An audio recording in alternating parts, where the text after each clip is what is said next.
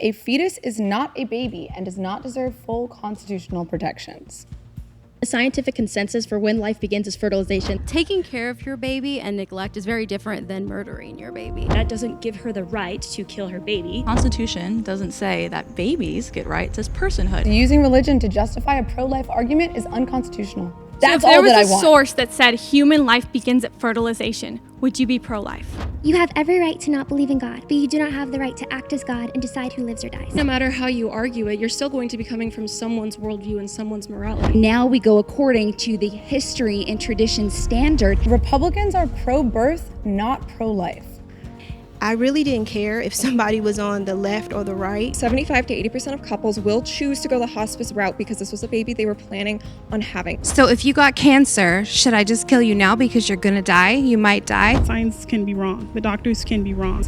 Abortion bans violate women's constitutional rights. Where does the word abortion appear in the Constitution? We just want to know why you don't agree with it. The solution to the abuse that she has endured is not to add more trauma through abortion. Women bear the bulk of what it takes to bring a child into the world. Abortion bans are sexist, racist, and classist. Are you interested in banning abortion post-viability? I was conceived in sexual assault. I am still a human being equal to you, right? Margaret Sanger started eugenics by trying to eliminate the black race. I think abortion bans actually protect those children.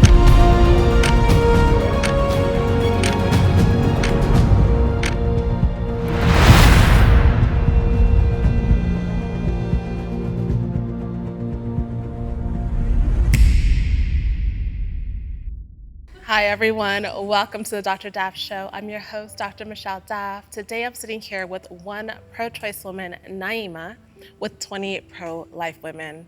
Naima came up with her own prompts today. How are you feeling? Oh, I'm feeling great. Yes? Okay, well I'm gonna have you go ahead and just take it away. Okay, my first prompt is, a fetus is not a baby and does not deserve full constitutional protections.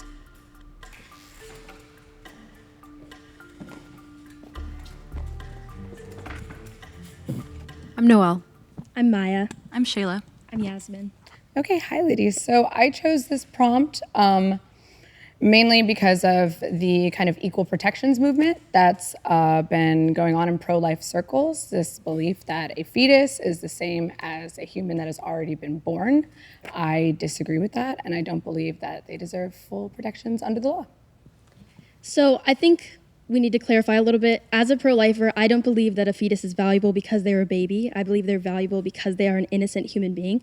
The scientific consensus for when life begins is fertilization. That is what 96% of biologists agree from across 1,000 different academic institutions, is when the beginning of a new, unique human being's life begins. Not just human cells, not just a human life, but a new, unique human being. So if I could just jump in there is no scientific consensus on when life begins. There is not. So this is from the National Institute of Health. The scientific consensus is that 96% of biologists agree that a new, unique human being's life begins at fertilization. I'm sorry, love, that's just not true. But it is. I just gave you the source. Do you have a dispute? When do you believe that a fetus becomes a human? Well, I don't believe that I can say when a life begins. I don't believe that anyone in this room can say that when a life begins. I think that the only one who can really say when a life begins is God. And though it's not stated, because it's not stated in the Bible, and there is no scientific consensus, we can sit here and argue about something theoretical that none of us know, or we can argue what is known. And what is known is that a fetus is not viable until around 23 to 24 weeks. The youngest ever was 20 weeks, but a fetus generally is not viable, meaning it can't survive outside of the womb until 23 weeks. So what is a fetus if they aren't a human being? Because humans can only create other humans via reproduction. A fetus is a human because it has human cells, but it doesn't deserve legal personhood, right? That's what we're talking about here. We're not talking about when life begins, because we can all have different definitions of that, and no one knows for sure. What we are talking about is legal personhood under the law. I do not think that something that is not yet a person, cannot speak for itself, does not have the capacity to sustain conscience or viability without the life of the mother, can be assigned the same constitutional rights as someone who can. So then do you define personhood by people's ability to live on their own or their ability to speak? You yourself right now said that it's about someone being able to speak or someone being able to exist on their own. Is that how you define someone's worth or personhood? No, that's not how I define someone's worth or personhood. I define someone's worth or personhood based on the 14th Amendment. So in the 14th Amendment, that's our right to life, liberty, pursuit of happiness, all these things. We like them, right? Right? Yes. So I define personhood based on the first sentence of the 14th Amendment. It says all persons born or naturalized, right? Can I interject here for just a second? No. Because a fetus has not been born, it cannot be given the same constitutional value as a human who has been born or naturalized in the U.S. Now, if you would like to respond to that. So that's the citizenship clause, all persons born or naturalized. It's not actually a defining fact about when human life begins, because also it goes on to say that within the jurisdiction of the United States that no person shall be basically discriminated against under the law, right? All persons have a right to life, liberty, and due property life, liberty, and property. Sorry, I was talking a little too fast. And due process of the law, right? So with that being said, what you're saying is not implying that a fetus isn't a person, because legal personhood also classifies corporations. So we can also argue that. But my question, that's actually a great point, because I disagree with corporate personhood. I think that's ridiculous too, because a corporation hasn't been born, a corporation isn't naturalized, and a corporation does not have the same consequences as a human being who is alive with a conscience who has to pay taxes does, right? And we recognize this in a lot of different ways, right? We recognize that a toddler doesn't have the right to vote. We recognize that there are levels to constitutional rights. We're talking about basic human rights, which is the right to life. And so there's been plenty of times that the law, and I'm sure you would agree with this, that the law was not backing up the full rights that every human deserves. So for instance, at one point in time, there was in the Constitution not full rights for African Americans, right? But that doesn't mean that they didn't deserve it, because at the end of the day, they were a person, they were a human. And so we're talking about basic human rights. I'm actually not talking about basic human rights. The prompt is constitutional protections, right? So I'm not talking the right to life, right? Constitutional protections, which would involve the right to life, liberty, right? The ability to own property without due process, right? So this isn't human rights, this is constitutional rights. I'm talking about the law and who has those rights based on our Constitution. A fetus does not have those rights yet because it has not been born. It's in the document. That is the point. And when you bring up slavery, the 14th Amendment was actually a Reconstruction Amendment that was written in response to the fact that slaves didn't have human rights. So this entire legislation that defines who has rights and who doesn't is because of that, because we recognize that in our past. So when does the fetus begin to, in your opinion, get those rights to life? The same equal constitutional protections as a human woman would be once it is born and naturalizes a U.S. citizen, once it gets a social security number, once it becomes a human being who is a fully, viable human being who is capable of sustaining life on their own, right? So you're for third trimester abortions because they're not born yet? I'm pro Roe v. Wade. The legislation around abortion, that is my stance, right? Which allows abortions up until 24 weeks of pregnancy, with the singular exception for the life of the mother.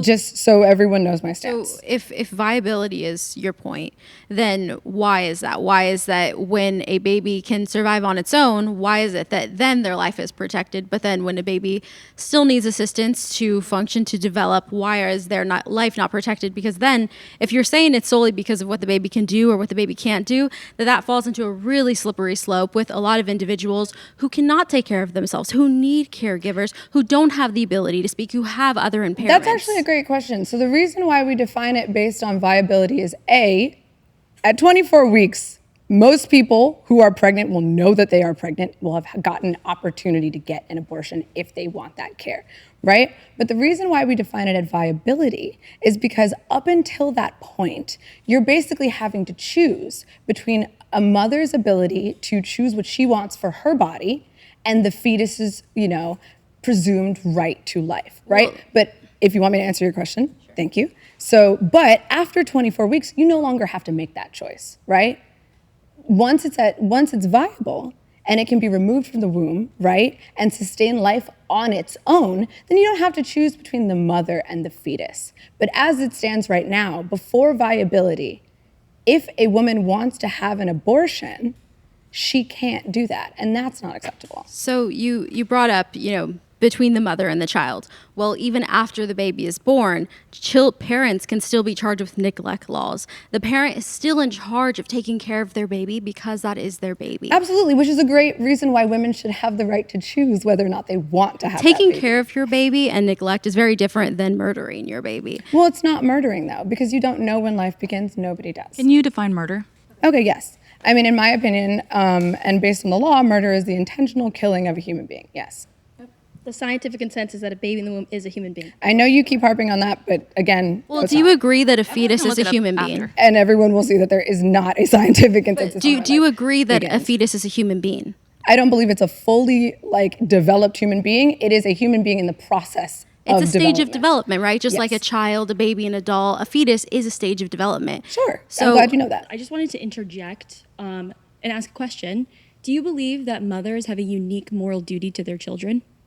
I do, which is why I believe that mothers should have the choice as to whether or not they should have those children, right? So in my position, our position would be that the unique moral duty that we're talking about, that parents are owed to their children, is dependent on the standard of care that is necessary.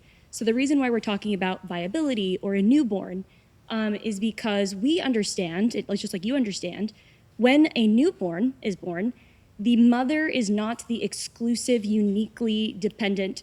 But we're saying that that doesn't give her the right to kill her baby because in that situation, a mother can transfer, she's required legally and morally to safely transfer that responsibility to somebody else. But when she is pregnant, pre-viability, she cannot transfer that moral responsibility or act of care. Exactly. But you just said that you believe mothers have a moral duty to their children. So in this instance, the moral duty is to not intervene with a violent lethal force to kill her own child. Would you agree? Okay, so here's the thing. I want to talk firstly about the language of killing babies, because I know this is going to come up a lot. Pro-lifers always like to say killing babies, killing babies, killing babies. It's not a baby. I know this from my debate with Charlie Kirk. We talked a lot about the definition of what a baby is and what it's not.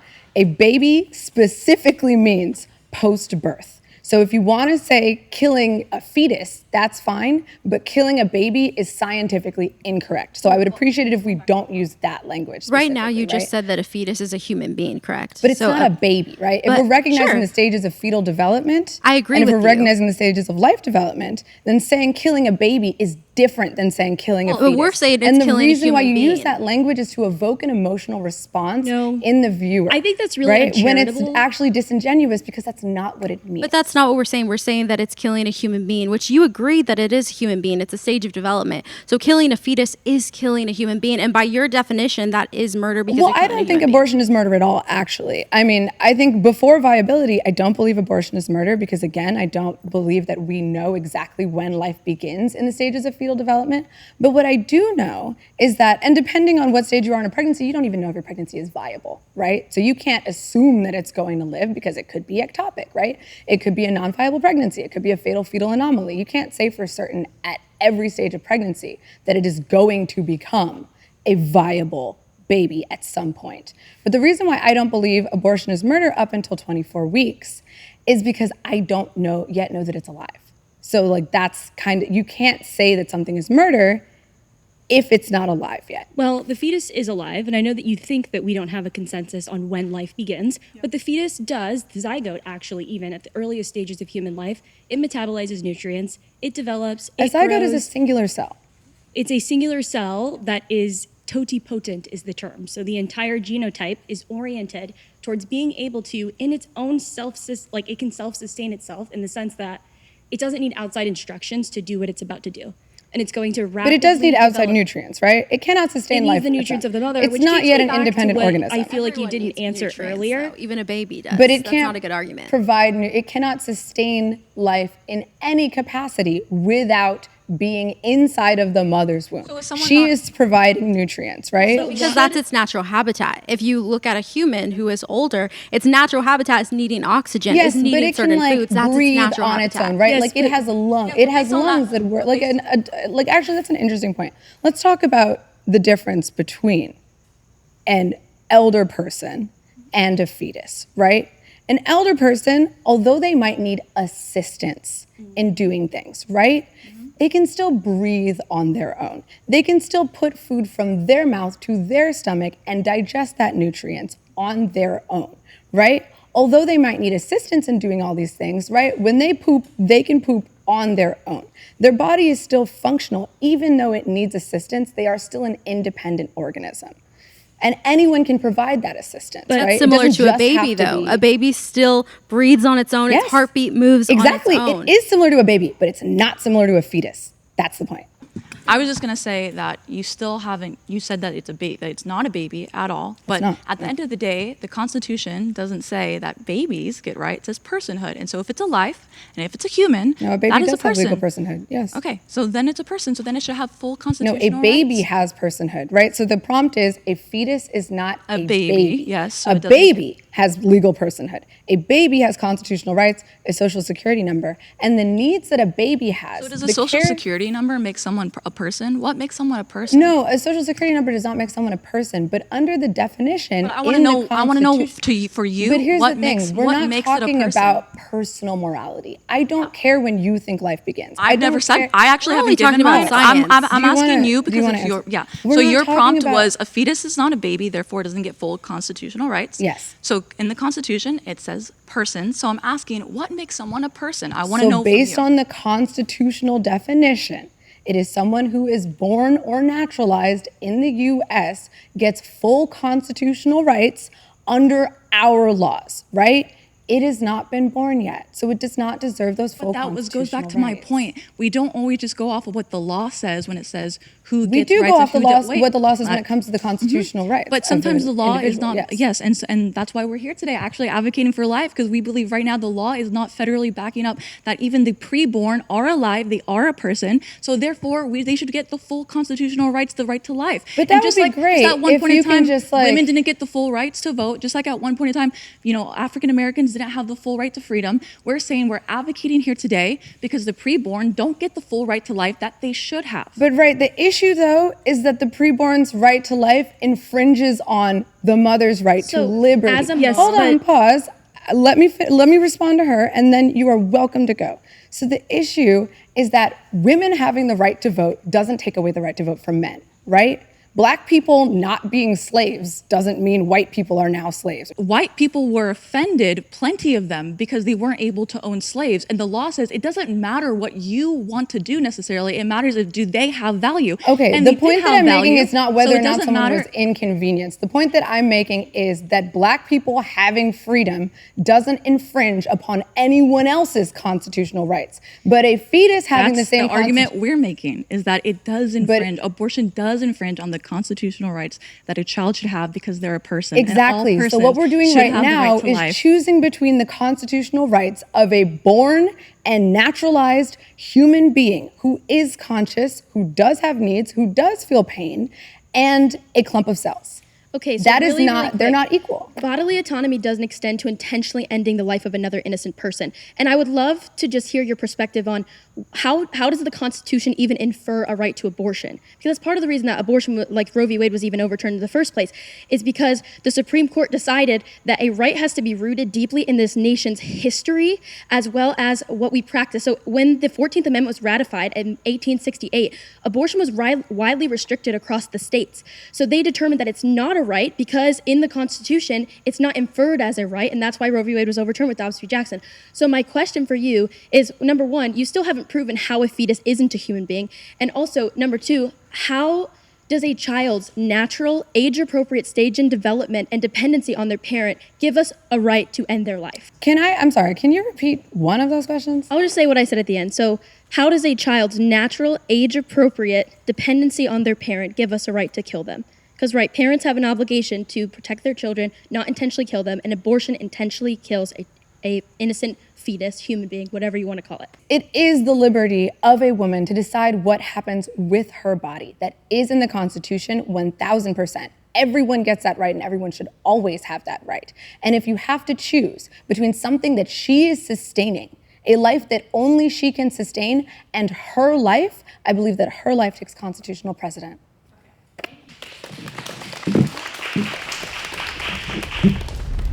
Support the Dr. Daft Show on Patreon. If you've ever wondered what happens before the cameras start rolling or after the debate ends, we would love to invite you to join our Patreon community. On Patreon, you will get exclusive access to the side of the Dr. Daf show that never makes it into the final edit. On Patreon, you will get an inside look on everything that happens beyond the final edit. That means behind the scenes footage from our productions, exclusive interviews with participants before and after the debates, honest reflections on how they were feeling going into the conversation, whether their perspectives changed afterwards, and what they wish they had said but never got the chance to say. It's not a personal attack, it's about the idea at hand, right? So we don't expect Naima to do that, and we don't want you to do it either. You will also get access to extended discussions, bonus moments, early access to selected content, and most importantly, brand new concepts and exclusive videos created specifically for our Patreon community. Our goal has always been to create meaningful conversations that build understanding between people with different beliefs and experiences. So Patreon gives us the opportunity to take those conversations even deeper while helping support the production of this show. If you enjoy what we're building and you want to help us continue creating these conversations, then we would love to have you join us. Thank you for being part of the Dr. Daf Show community, and we'll see you on Patreon. All right, my next prompt is, using religion to justify a pro-life argument is unconstitutional.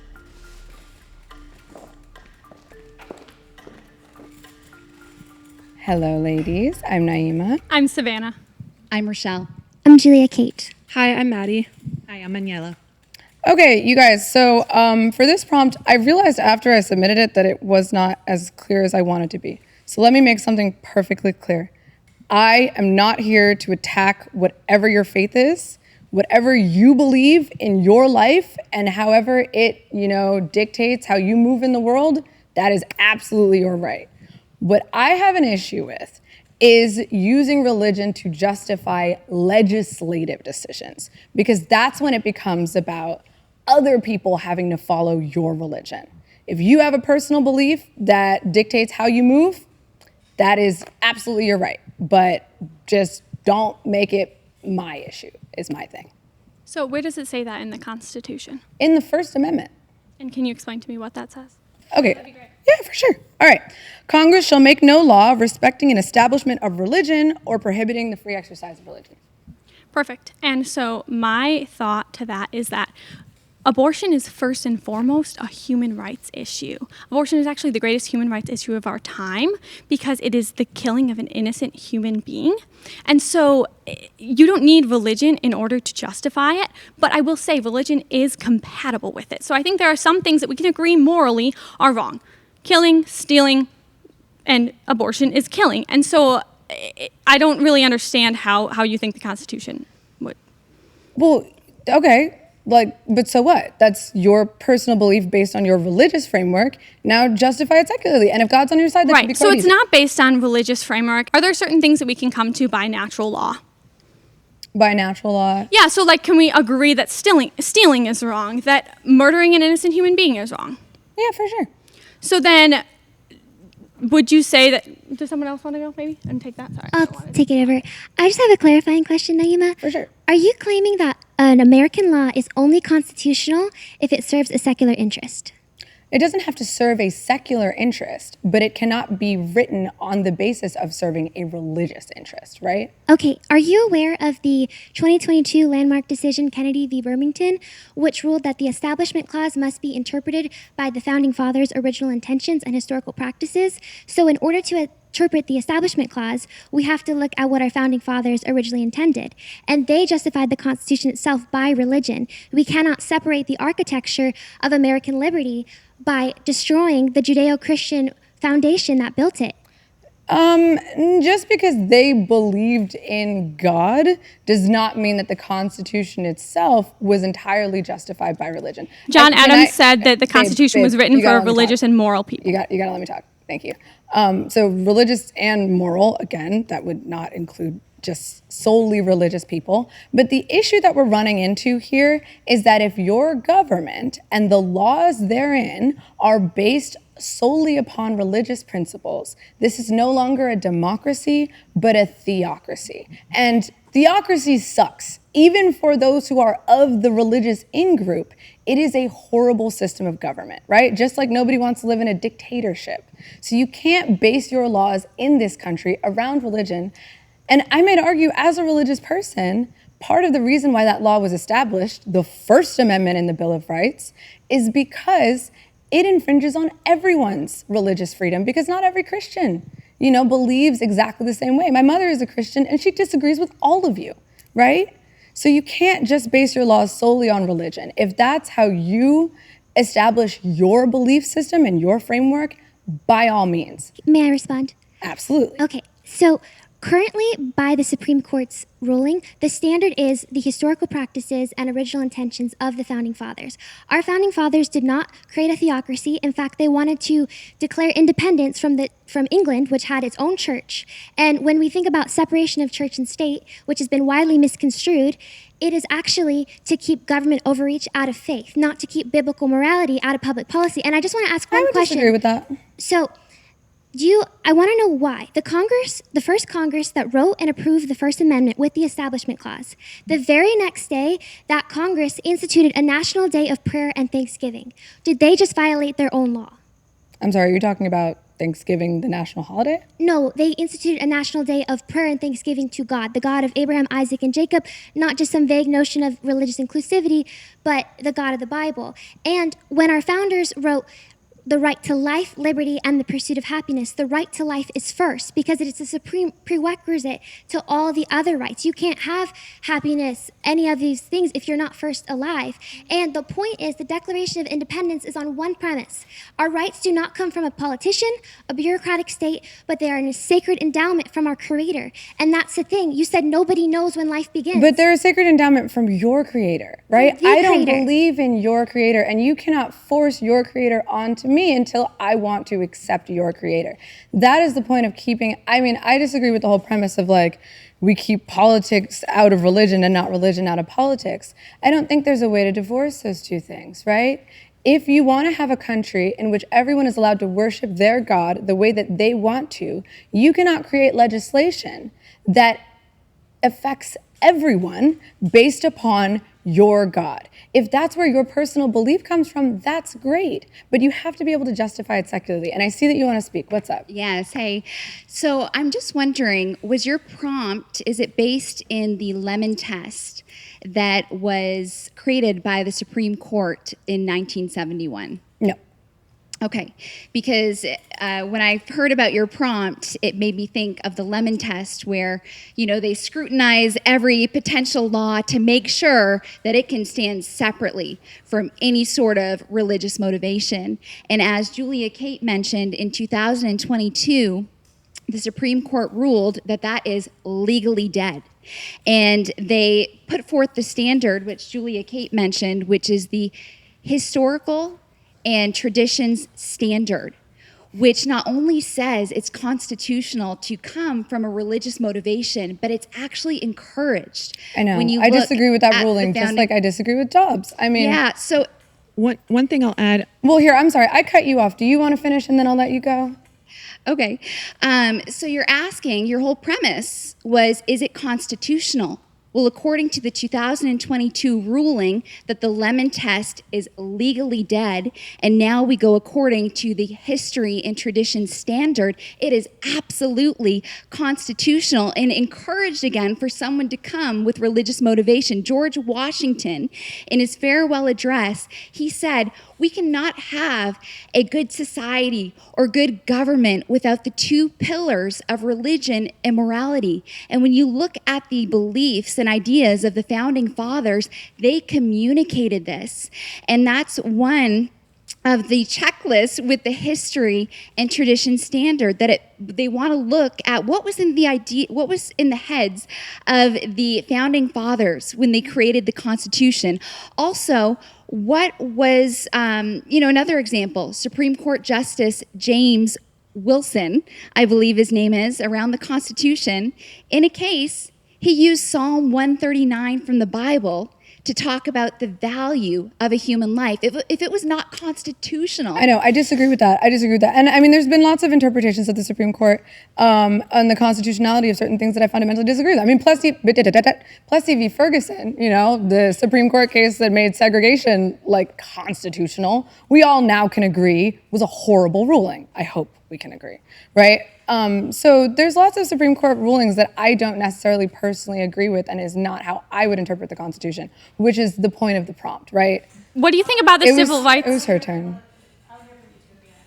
One thing I'll add, you know, you mentioned about religion and being unconstitutional.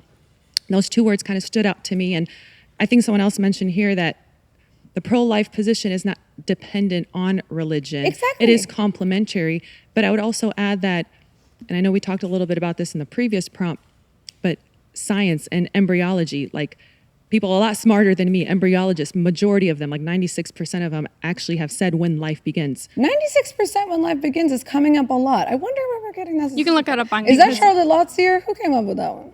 You can also look at the molecular biology's NIH. criterion for life. If we have a fact checker, But in addition to that, so we mentioned embryology, natural law, human rights, just that in itself.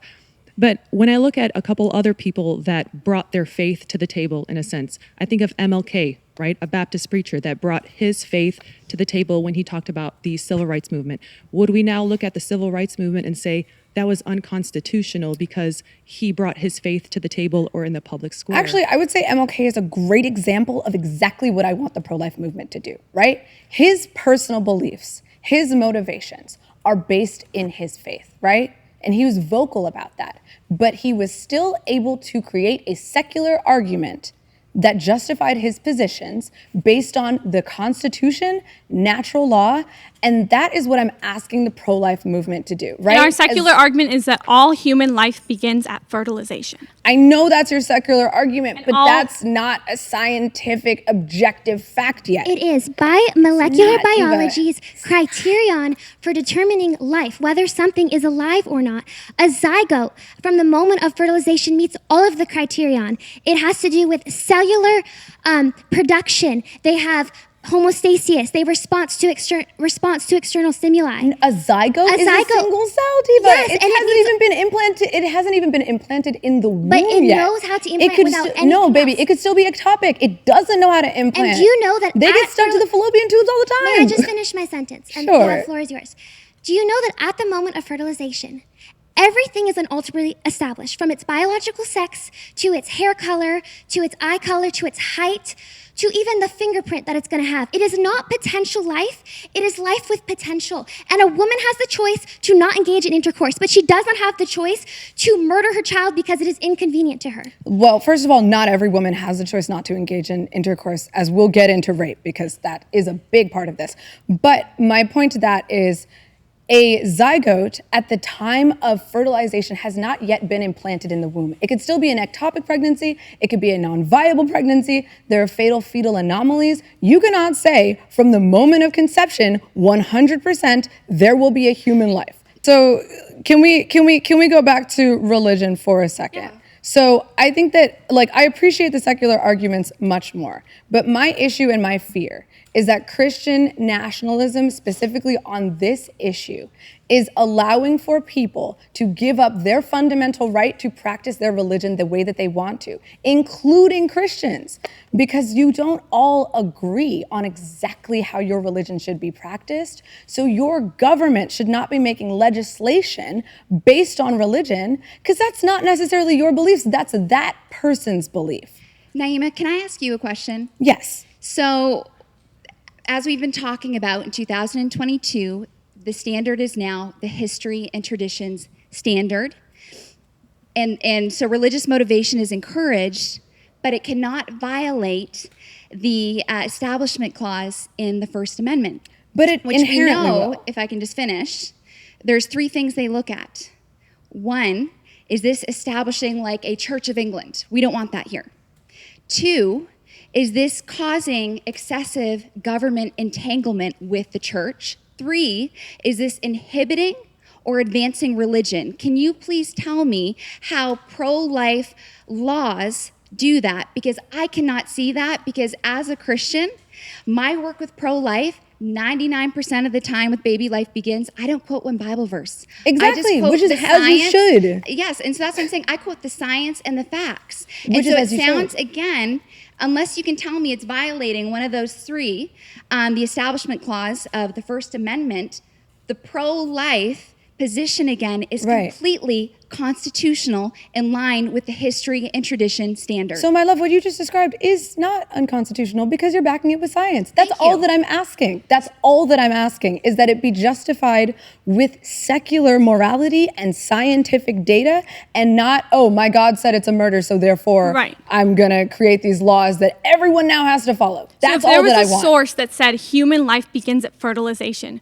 would you be pro-life? If there was a source undeniably that stated human life A begins at scientific, fertilization, biological source. if there was like 100% consensus, probably not.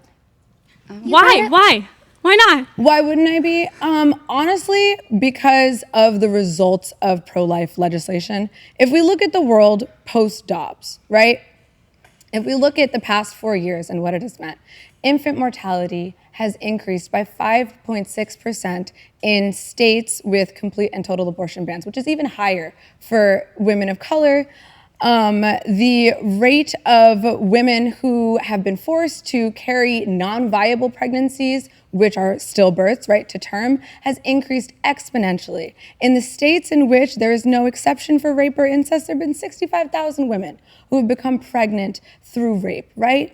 And so in those states, those women are now being forced to carry a child to term that they didn't even have a choice in, conceiving, right? So regardless of the intention behind it, I'm looking at the effects of what this legislation has done to hundreds of thousands of women around this country, and I can't justify, the protection of fetal life with how it's actually impacted living women and those children once they're born. Have you seen a picture of a baby who's aborted at 9 weeks? Yes, I have. They have little fingers and toes, and that life is not valuable to you? There are 2,000 innocent human beings killed every single day in America. That doesn't matter to you? 2,000, oh, I'm sorry, are you talking about? Babies. In the womb. So, fetuses. 3,000 now. Right. Does that not matter? Do these lives, this is the greatest human rights violation of our time? But see, you keep talking about in the womb. I want to talk about out of the womb, right? Okay, These mothers and the lives that they are going through once they are forced to give birth to children that they do not love. So I do interviews all the time with women who have had abortions, and their stories and their fears and what has happened to them afterwards, it's horrible. 99% of women do not regret having an abortion who have it. Okay, I would say I really want to go back to the Establishment Clause really quick, because even if you have a religious motivation behind what you believe, that still doesn't really, that's not establishing a religion.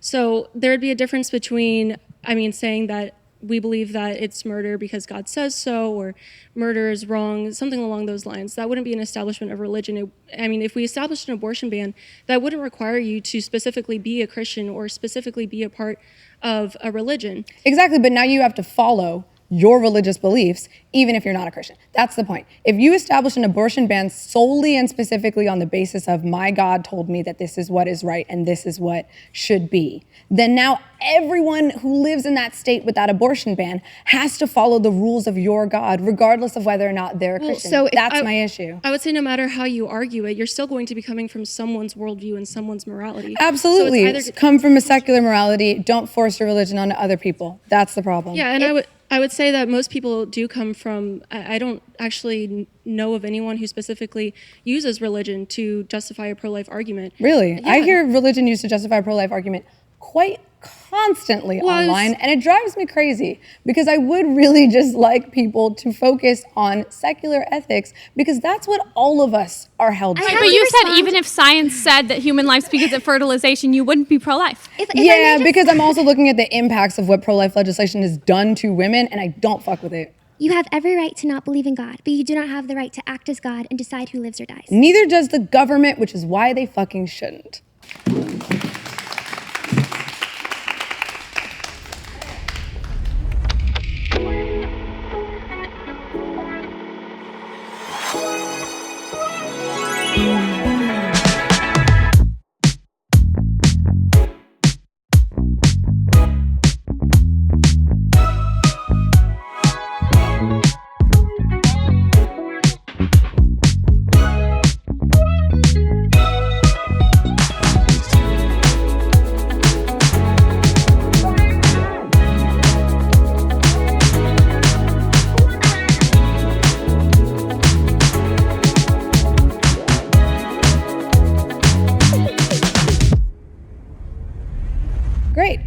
my next prompt is, Republicans are pro-birth, not pro-life.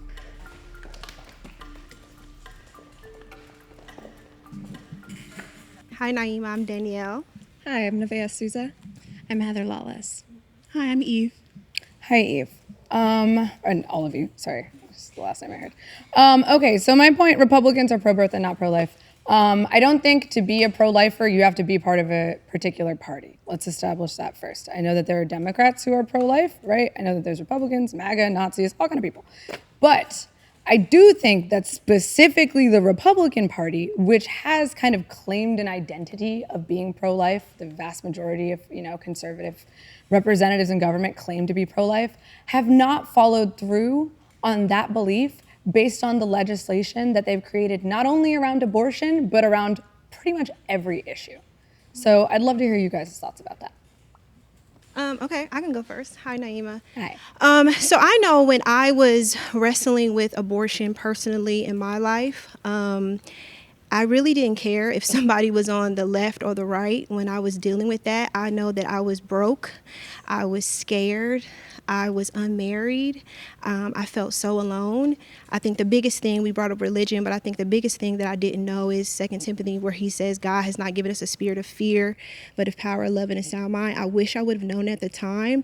However, what I did notice, though, is that Republicans would lead in supporting pregnancy resource centers that gave formula, that gave wipes, diapers. And like I said, when I was struggling in this personally, I personally went through that. I seen that they led in supporting free wipes, free diapers, free formula, free clothing, free health assistance. Not only that, it's a place in Atlanta called City of Refuge who would help the mother up until her child graduates high school. I also seen Democrats fight aggressively for affordable health care, affordable child care, longer maternity leave. All of these things I feel is very much needed. So I look at Isaiah 1:17, where God says, defend the oppressed, take care of the fatherless. So God knew that it would be the poor among us, like myself at the time, that needed help. And I believe he wanted us all to work together. So I don't believe the viable alternative is to kill innocent human beings, because some people are pro-birth and not pro-life. Okay, so I'll say it. I've said it once, I'll say it 100 times. I don't think abortion is murder. I think it's the prevention of the development of life, but I don't think it is yet a murder. You brought up something very interesting that I want to talk about, which is pregnancy crisis centers. So those anti-abortion pregnancy crisis centers, they've been popping up all over the country, right? And the issue with those, while I agree that the resources they provide are great, and I'm glad they helped you, the issue with those is a lot of those centers aren't actually medical clinics. So they're not actually run by doctors, right? And conservative lawmakers have basically tried to replace Planned Parenthood, which served a lot of those same needs that you were discussing, with these anti-abortion pregnancy crisis centers. Is another reason why, even if abortion were murder because we decided when life was, I still would be against it. These non-medical clinics have replaced Planned Parenthood, which is a medical clinic, which does help not just get abortions, but actual pregnant women who want to continue in their pregnancy. And they've replaced them. They've been advocating in several states for women to keep non-viable pregnancies, which is a pregnancy in which the fetus is definitively dead. Are you referring to prenatal hospice? Yes, I'm referring to prenatal hospice. That has nothing to do with stillbirths. That's a completely different thing. Prenatal hospice does have to do with stillbirths, and it has to do with fatal fetal anomalies. So for those watching at home, a fatal fetal anomaly is when a fetus is not viable to sustain life even post-birth, and it will die very shortly thereafter, right? Yes, a fatal diagnosis as a baby is going to die after birth. So these pregnancy crisis centers who have replaced Planned Parenthood have gotten a lot of conservative funding in states with total and near abortion bans, especially if you look at the state of Indiana, has literally, they have a pamphlet that they show any woman with a fatal fetal anomaly, encouraging her to deliver a dying baby. It says in the pamphlet, it's the most like meaningful and beautiful thing you might do. Do you know I what don't think fetal watching your hospice baby die. offers? Fetal hospice is essentially making women a walking coffin. No, do you know what it offers if you do choose to go with the hospice route? You Do know have to what they carry offer? a dying baby to No, term. do you know what they A dying offer you? fetus to term. For the women, I personally know women who have had a fatal diagnosis for their baby. It's incredibly heartbreaking and tragic. It is, which you should have the right to abort. Exactly, and they do. They do. But do you know why They so many encourage women choose specifically hospice? not to abort a fatal fetal But yes or no, anomaly, do you know what they which is offer? disgusting. Because I can tell you what it is that they offer. Do you want to say it? Yes, by all means. do So that. 75 to 80% of couples will choose to go the hospice route because this was a baby they were planning on having. If you go the hospice route, this offers you an opportunity to bathe your baby, hold your baby, take photos. A lot of people do home births with candles, so it's really memorable. Guys, They do I'm sorry. footprint- I'm sorry. That's I your can't- I opinion, can't but get over have that. you ever Hold lost your a baby? Right. But Have if you you're ever in a lost state a baby? that doesn't have if you're in a state, right? There are currently over 14 states that do not have an exception to their Are you pro-life. judging the parents that choose to do that though? Because if you've never lost a baby, But that's here's the thing. incredibly But here's the thing. I'm not insensitive of judging you. a parent who chooses to do it, but if you're in a Then state why is that messed up? Baby, if you're in a state that doesn't have an exception, then it's not a choice. Women who are delivering children who are 1000% going to die now don't have a choice. They have to walk around with a dying baby inside of them and deliver that baby, which is a horrific, like very traumatic event physically, and then watch that baby die. Delivering if the a- baby is already going to die post-birth, why should they not have the choice to abort it? Because delivering their baby and getting to say goodbye to their baby and hold their baby and bond with their baby is healthier than killing their baby But do you inside the believe womb. that should be, it's not killing their baby Yes, if it's it already is. going to die. But has it's a alive terminal now. illness. It's alive It has- now. Okay, I'm sorry. Do you believe that it should be a choice to carry a fatal fetal anomaly to term? I do not believe that a woman should ever have the choice to kill her child. So how is it pro-life if the fetus is going to die regardless? Well, you have Wait, times. I want her to answer. I'm sorry, my love. I really want you to answer. A How woman is should it never have the choice to kill her child. But how is it pro-life if there is no life? It is alive. But it's going to die. So if you got cancer, should I just kill you now because you're going to die? You might die. No, but if I had terminal cancer and I wanted to euthanize myself, I wanted to do self-euthanasia, I think that should be a choice. I disagree with euthanasia I don't also. think you can force anyone to carry a dying fetus to term. That to me is disgusting. And if the whole point It's is about actually being- healthier for the woman and it is creates absolutely less not. You don't get trauma. to decide what's healthy for a woman. That's I'm her so glad choice. that you brought up crisis That is pregnancy her centers, choice. though, and crisis pregnancy clinics, because I actually am the founder of one, and I help coach them and speak for them all across the country. And Are you a doctor? I'm not a doctor. Exactly. But I'm the founder of one. I'm the CEO of one. And I have a doctor that works for me. I have a nurse practitioner that works for me. Half of my payroll goes to paid medical staff that takes care of women. And I'm so thankful that we are replacing Planned Parenthood. You There are absolutely should not be. over 3,000 pregnancy centers all across the country that are giving and providing the same care that Planned Parenthood does. My clinic offers every single thing that Planned Parenthood Does your does clinic except offer for birth control? abortion and transgender drugs. Does your clinic offer birth control? We refer for birth control and we do birth control education. Good. That's great. There's a lot of clinics in this country that don't. But my clinic does, and there's a lot of clinics that do. And so we provide pap smears, we provide STD testing, we provide well woman exams, we provide cancer screenings, and we provide all the care that a woman needs, not only to take care of herself, but so she doesn't have to choose abortion. What state are you? I'm in Idaho. Okay. You looked me up on your Instagram the other night. Yeah. Oh, yes. Yeah, I know you did. So, but I want to well here I'm gonna let you respond in a second, but I want to talk about this.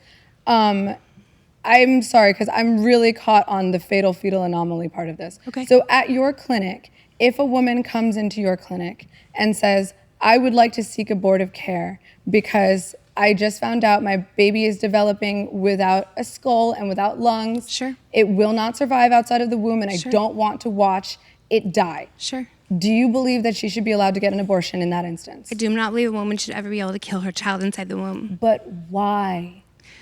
because having her child inside her womb, feeling her child develop, and then having her child pass away naturally and delivering her child naturally is far less traumatic than going inside her womb and killing her child. It's physically more traumatic and emotionally more traumatic. I would much rather personally, like if we're going anecdotally, I would absolutely much rather have an abortion and not have to give birth and then watch my baby die. That's the most traumatic thing I can possibly imagine. But that's a choice that the woman, when you have sex, like that's something that is a part of life. I was in that situation where I was diagnosed with something and the doctor let me know, hey, Danielle, this could possibly kill you and kill the baby, right? I had something with my placenta that was covering where the baby came out and I would bleed out. So they asked me, what did I want to do? And I had to understand that when I had sex, that came with it. It came with the favorable things, but it also came with the things that aren't so great as well. And I had to take accountability of, yes, I had sex, and in sex comes with birthing a child or having or being pregnant with a child, and everything is not perfect. Everything's not going to flow perfectly. Some things might happen, and also we have to give room for, like you said, if someone has a baby and they know that the baby could possibly die, we have to give room for miracles that can happen.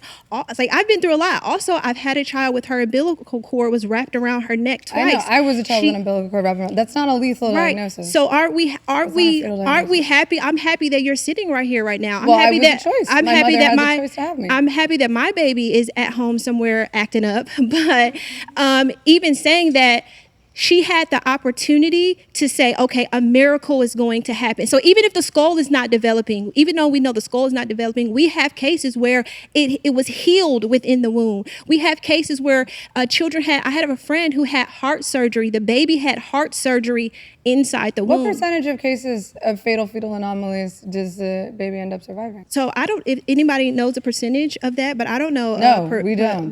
That's the point. But it's still, a fatal fetal anomaly. Yeah, but it still doesn't say that we can intentionally kill a human being just because we don't have the percentage. But here's the thing: if your whole argument is pro-life, pro-life, pro-life, but the fetus is 1,000% going to die, it doesn't feel like pro-life. It feels like pro-birth, which is exactly the prompt. Now, I would love to hear from you. Yes. Thank you so much. The reason I was sitting quiet because I just wanted to hear the conversation and where it would flow. One thing that I kept thinking is that science can be wrong. The doctors can be wrong. As someone who has encountered various doctors who told me that I was different things, that I was going to be sick, who I was going to be crazy because of the things that I was experiencing, and here I am today doing better than I ever thought that I was. So I guess I'm curious, have you ever encountered a situation where you were talking to a doctor and they were saying something that was completely crazy and you made a decision differently from what they suggested? No, and even if I had, it would be completely anecdotal and not relevant.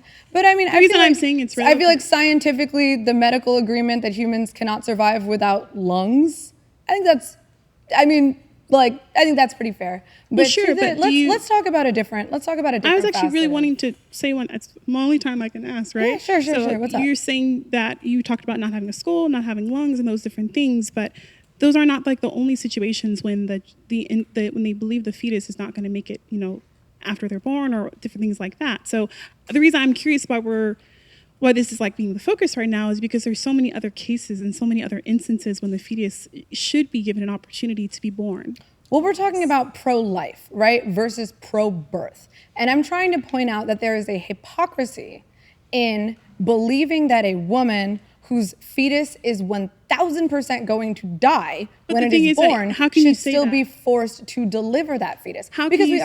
But that's what a fatal fetal anomaly is. Earlier, someone mentioned that if 100% of doctors said that or professionals said that life begins at fertilization, you would dismiss it and still keep your position. So if you wouldn't agree with science then, why are you using science so strongly now? Well, that science is the science of a hypothetical, right? And to that point, the reason why I would continue to dismiss it is because I've seen how these laws have restricted women's freedom and affected both the children born of mothers who did not want them and the mothers themselves. So going back to the whole prompt, Republicans are pro-birth and not pro-life, I want to talk about some different legislation that I believe is Republican legislation that does not align with the pro-life agenda, right? So I want to talk about the foster care system. Now, when you say the pro-life agenda, what do you mean by that? Because we're all pro-life, so I feel like we should determine what that is, right? Anti-abortion, believing that, abortions should not exist in any then this what you're about to abortionist say murder. right now is not what all of us would agree on Okay, necessarily. so and are you against abortion? Yes or no? Yes. Okay, are I you think against we all abortion? are, right? Yes. Okay, so the pro-life agenda, as we've spoken. So you then know, you're saying pro-life agenda is specifically is against abortion in all cases. I'm just talking about the belief in trying to support and protect the lives of all people, which is how your movement and agenda has been described to me. Right. Is that a fair? Yeah, that was the reason I was asking, 'cause I Okay. wanted to clarify what you meant All by the people, pro-life mother agenda. and the baby. Right. So clarifying that, I want to talk about the foster care system, because as we've seen, Trump, who claims to be pro-life, who is also a conservative, has just defunded the organization that runs the foster care system. Right? If we want all, aborted fetuses to get to be born, we could assume that there would be a lot of children who would have to now enter the foster care system, a system already known for having abuse and neglect reports of up to 40% of children currently in it. So why would someone who is pro-life, who is against abortion, defund a system that is protecting children once they're born? I actually agree with you. I agree with you. I agree with you with that. And I think abortion doesn't solve issues that have nothing to do with abortion. So the foster care system has nothing to do with intentionally killing innocent human beings. So we actually need reform, not murder. Sorry, not murder. I didn't mean murder. Murder is a legal term. But I believe that we need reform, right? I believe that is not okay, right? And also I believe, like I said earlier, Isaiah 1:17, I'll keep bringing this up, that we should defend the oppressed. So if he's defunding, then we need to be speaking up about that on the pro-life movement as well, saying that that's not okay. That's not okay at all. So I agree with you. I appreciate that. How about a federally mandated maternity leave? How do we feel about that? I'm in support. You like that? Yes. Okay, cool. So do I. All right. How about universal health care? There we go. We found it. Okay, so here's the thing. It's very expensive to have a baby if you're uninsured.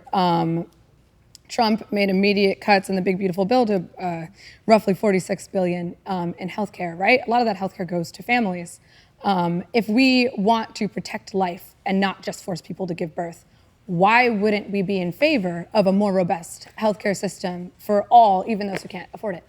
Well, you use the word force, so we're not forcing people. I think forcing people, you know how when they sent guys off for the draft, it is forcing right? people. They would force them to go to the military, but forcing sex is a choice, and I'm not saying in all situations, but I'm talking about elected abortions. Sex is a choice, so No, nobody's it's not. forcing you to have sex. You have birth control pill. You actually have the O pill that just was FDA approved that you do not need a prescription for, that is $15 that anybody can get. So it's not forcing you to I'm sorry, have but a there's baby. 13 states that don't have exceptions in the case of rape and incest. In those states, there have been 65,000 women who've become pregnant through rape. So it can be forced. I think that's a little bit of a more nuanced concept. Those babies but- conceived from rape and incest aren't any less valuable than babies that are not. So you do believe that women who are forced into pregnancy. So actually, that's actually a point that I want to bring up. So let's look at the states with the strictest abortion laws, right? Total ban states, trigger ban states. In these states, girls ages 12 and up can be forced to give birth to a child that was conceived through rape and incest, right? At any point in the pregnancy. So if you're in the state of Tennessee and you're a 12-year-old girl, you can get raped by your own father and then be forced to give birth to this child. And ideally, the father who raped you would be in jail, right? So now you're a 12-year-old who's a single mother raising a kid that you never wanted and had zero choice to conceive. Can you really look me in the eyes and tell me that that is constitutional or moral in any way? Not you, her. I can tell you that that baby conceived by that 12-year-old in her womb was put there by God, and that baby's life is just as valuable as a baby conceived in a marriage bed by two loving, consenting adults. Absolutely. So you would force her to give birth to that child that she has zero interest in keeping, destroying her life? I do not think that she should be able to abort that child. Here's my question. What would you say to the 12-year-old she's sitting right here? She was just raped by her father. And now she has to carry this baby. She's got to drop out of middle school. She doesn't have to drop out. Well, to raise a child, you ideally would need to not be in middle school. She doesn't want to give birth to this kid. She has no desire to have this baby. It's the worst thing that's ever happened to her. She is sobbing. This is the worst moment of her life. She's sitting right here. What would you say to her?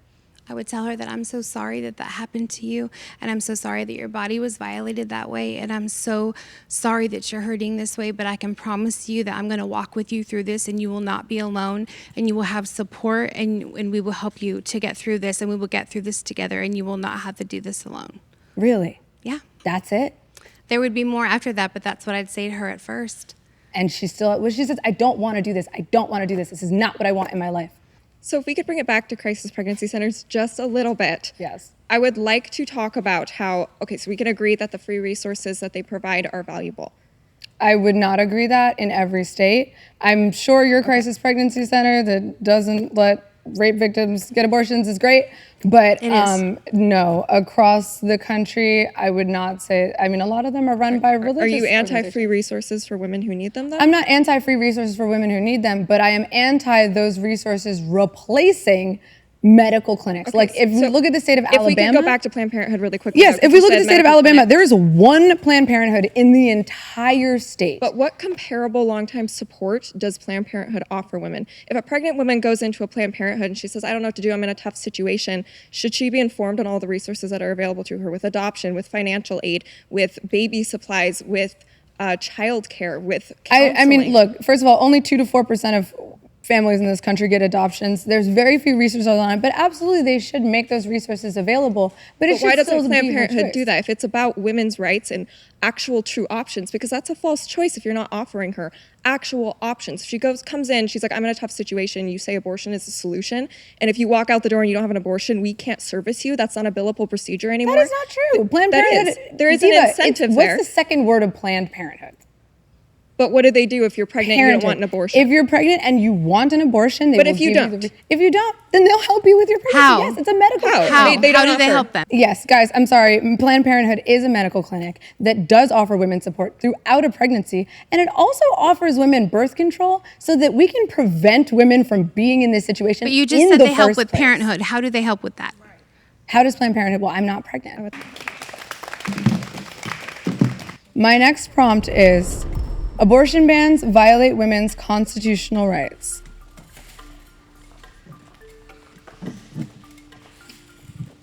Hi, I'm Lydia. I'm Erin. I'm Michelle. I'm Liana.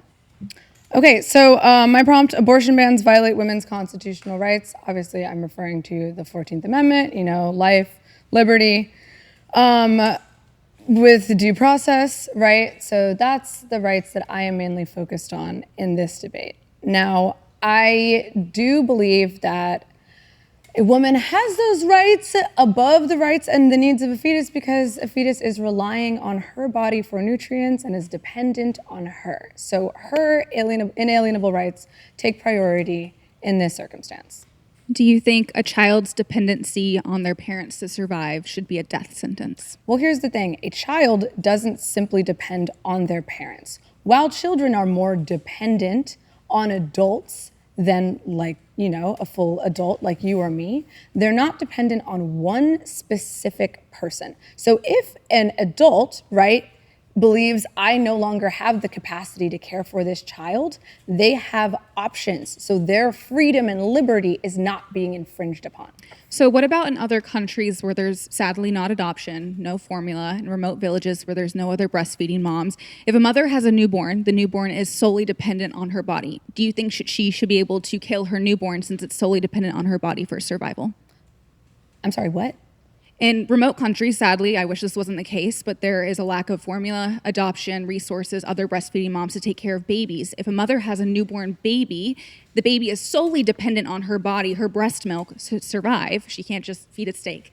So should she be able to kill her newborn baby since it's fully dependent on her body to survive? If there were no other breastfeeding mothers and Yes, no this is sadly a formula- common thing. I mean, sadly, I think the infant mortality rates in those places are just a lot Which is sad. higher, right? But in that instance, I would absolutely say she should have the right to get an abortion before that child is born if she knows that she does not have the resources to care for that child. Should she be able to kill her newborn baby, since that newborn baby is equally dependent on her body as a preborn baby who's also dependent on her body? It's still not equally dependent on her body. It's just dependent. I'm not really No, sure. it is. She's alone. What place in the world are you saying there are zero other adults who can care? I mean, I've done for a lot of work, sadly, in other countries where this is the case. I've visited these remote villages and tried to get supplies and help for these people in need.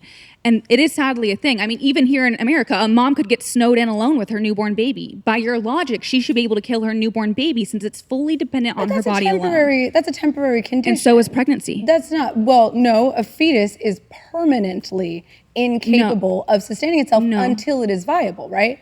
Well, So viability is based on medical by advancements, though. definition. But, okay, so 100 years ago, viability was about 30 weeks. Now, obviously, it's 20 to 21, and hopefully in another 100 years, it'll be even earlier. Are you saying we should base human rights on how good our medical advancements are? Should we base human rights on how good our medical is?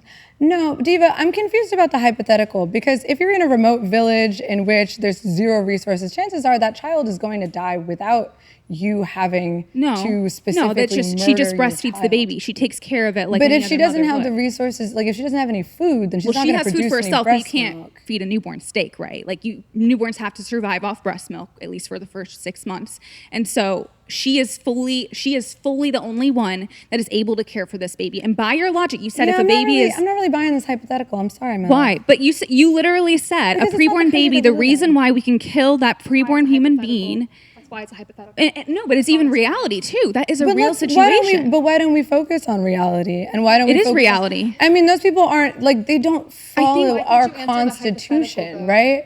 You can't answer it because you're realizing that it's defeating your logic, because your whole It argument. doesn't defeat my logic because we're talking about constitutional rights of humans in this country. Yes, Can I actually bring it back to the Constitution very quickly? Absolutely. Because it's about I would Constitution. much rather talk about So that than my some question random is, village in Africa. where does the word abortion appear in the Constitution?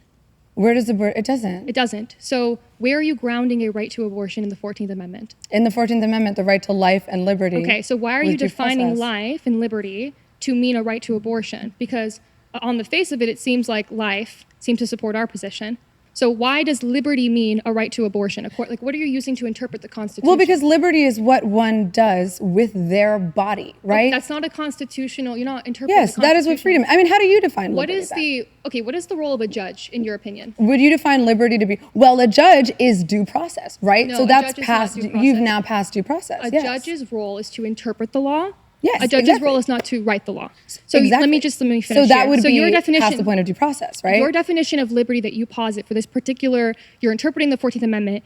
You can't just give me what you personally feel liberty ought to mean, because that's just not how our system of government works.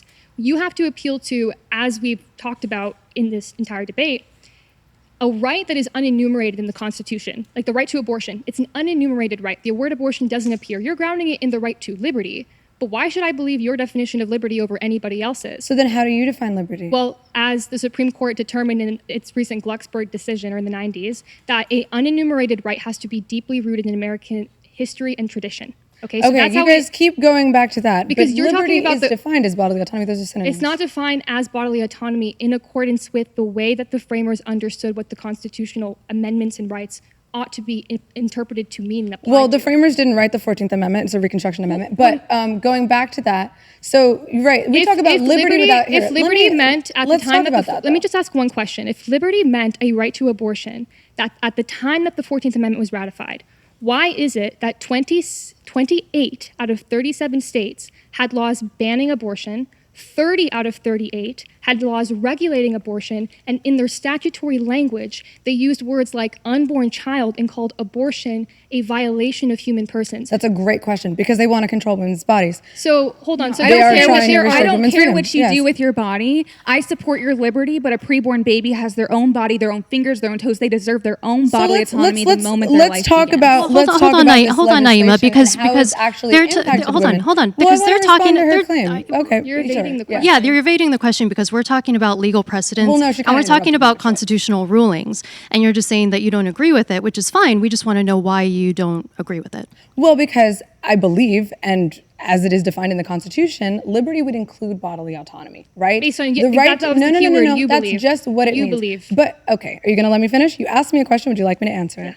Absolutely, right? So liberty includes the right to bodily autonomy, unless with due process, right? So we actually respect that we lose bodily autonomy, right? In certain instances as a punishment for a crime, right? If you murder someone, you go to jail. And we all accept and agree with that. You have lost the privilege of liberty and bodily autonomy because you have committed a crime and you have been processed in a court of law.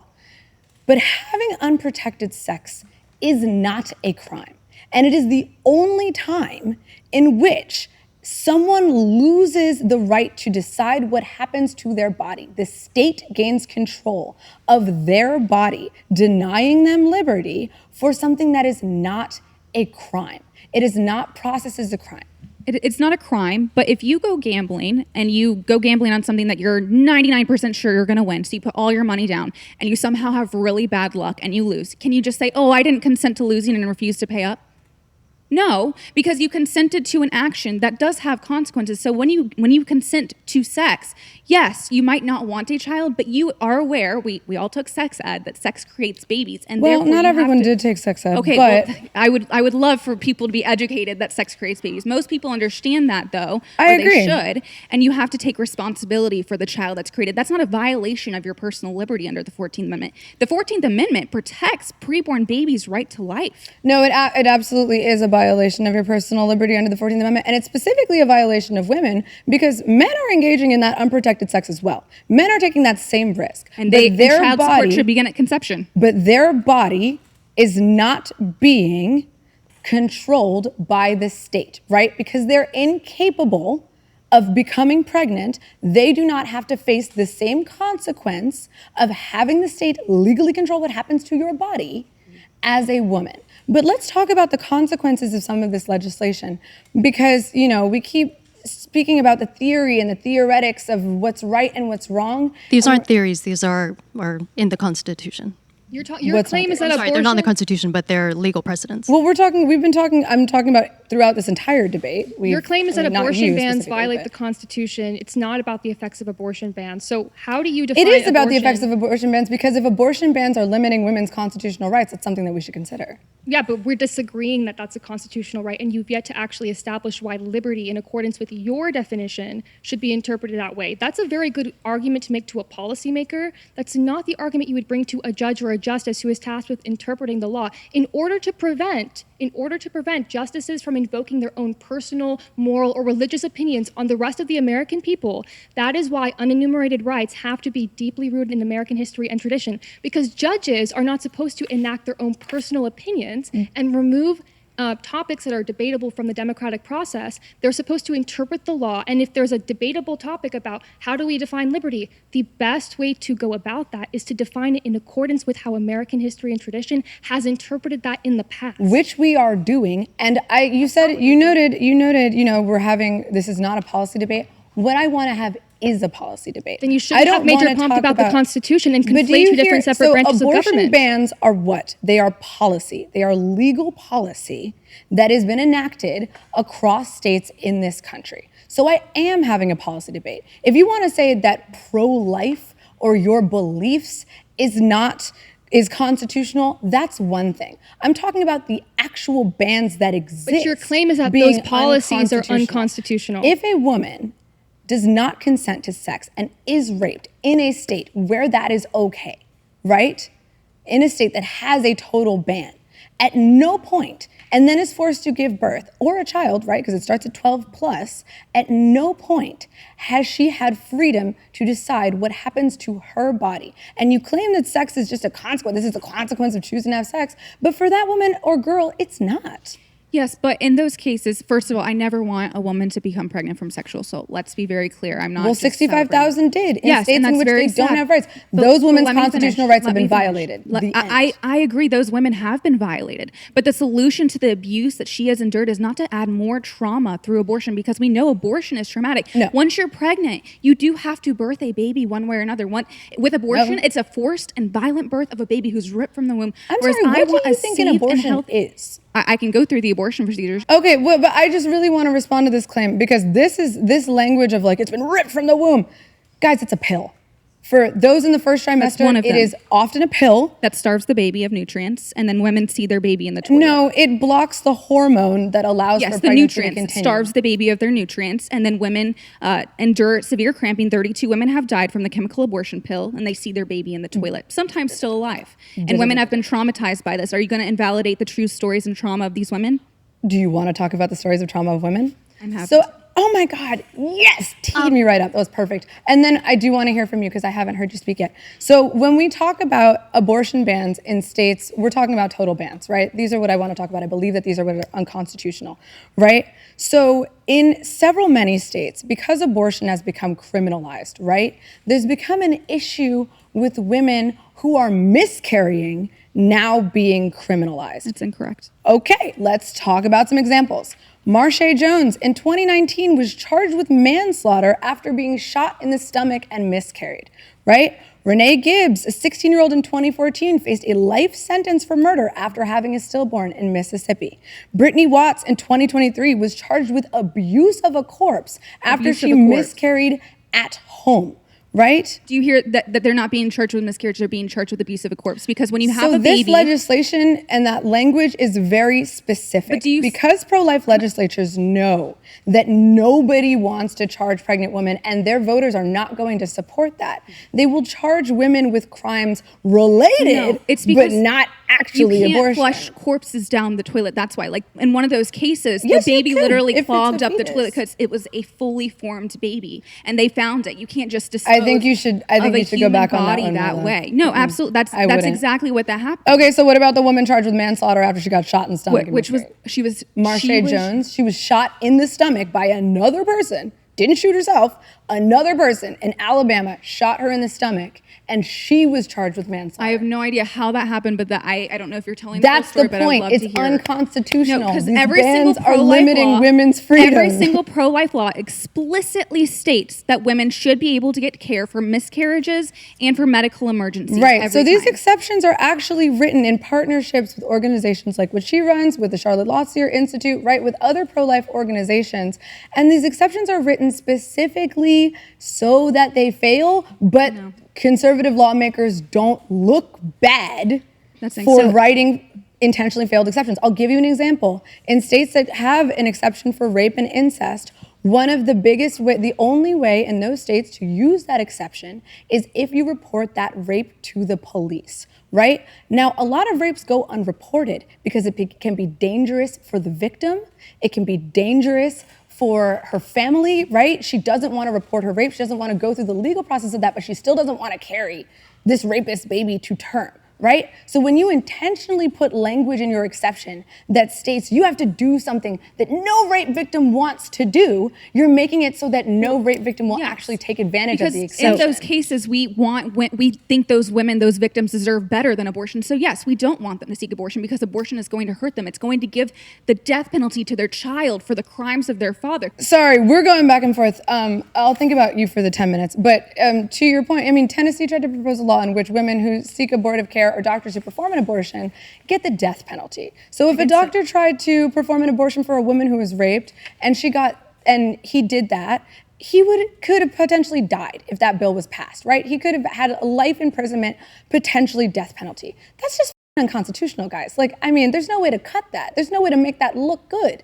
But I would love to hear from you. Yes. So I think the example you gave of the woman who was shot in the stomach and I mean, that is just such an obvious example of miscarriage of justice. Mm-hmm. Like, I think Talk we about would a miscarriage. Like, if that was actually, Pun intended. yeah, That was no. good. I think if that is actually the details of it, and I claim ignorance on that, I don't know the story, but that would be, I think, a situation we would all agree, like, that is horrific.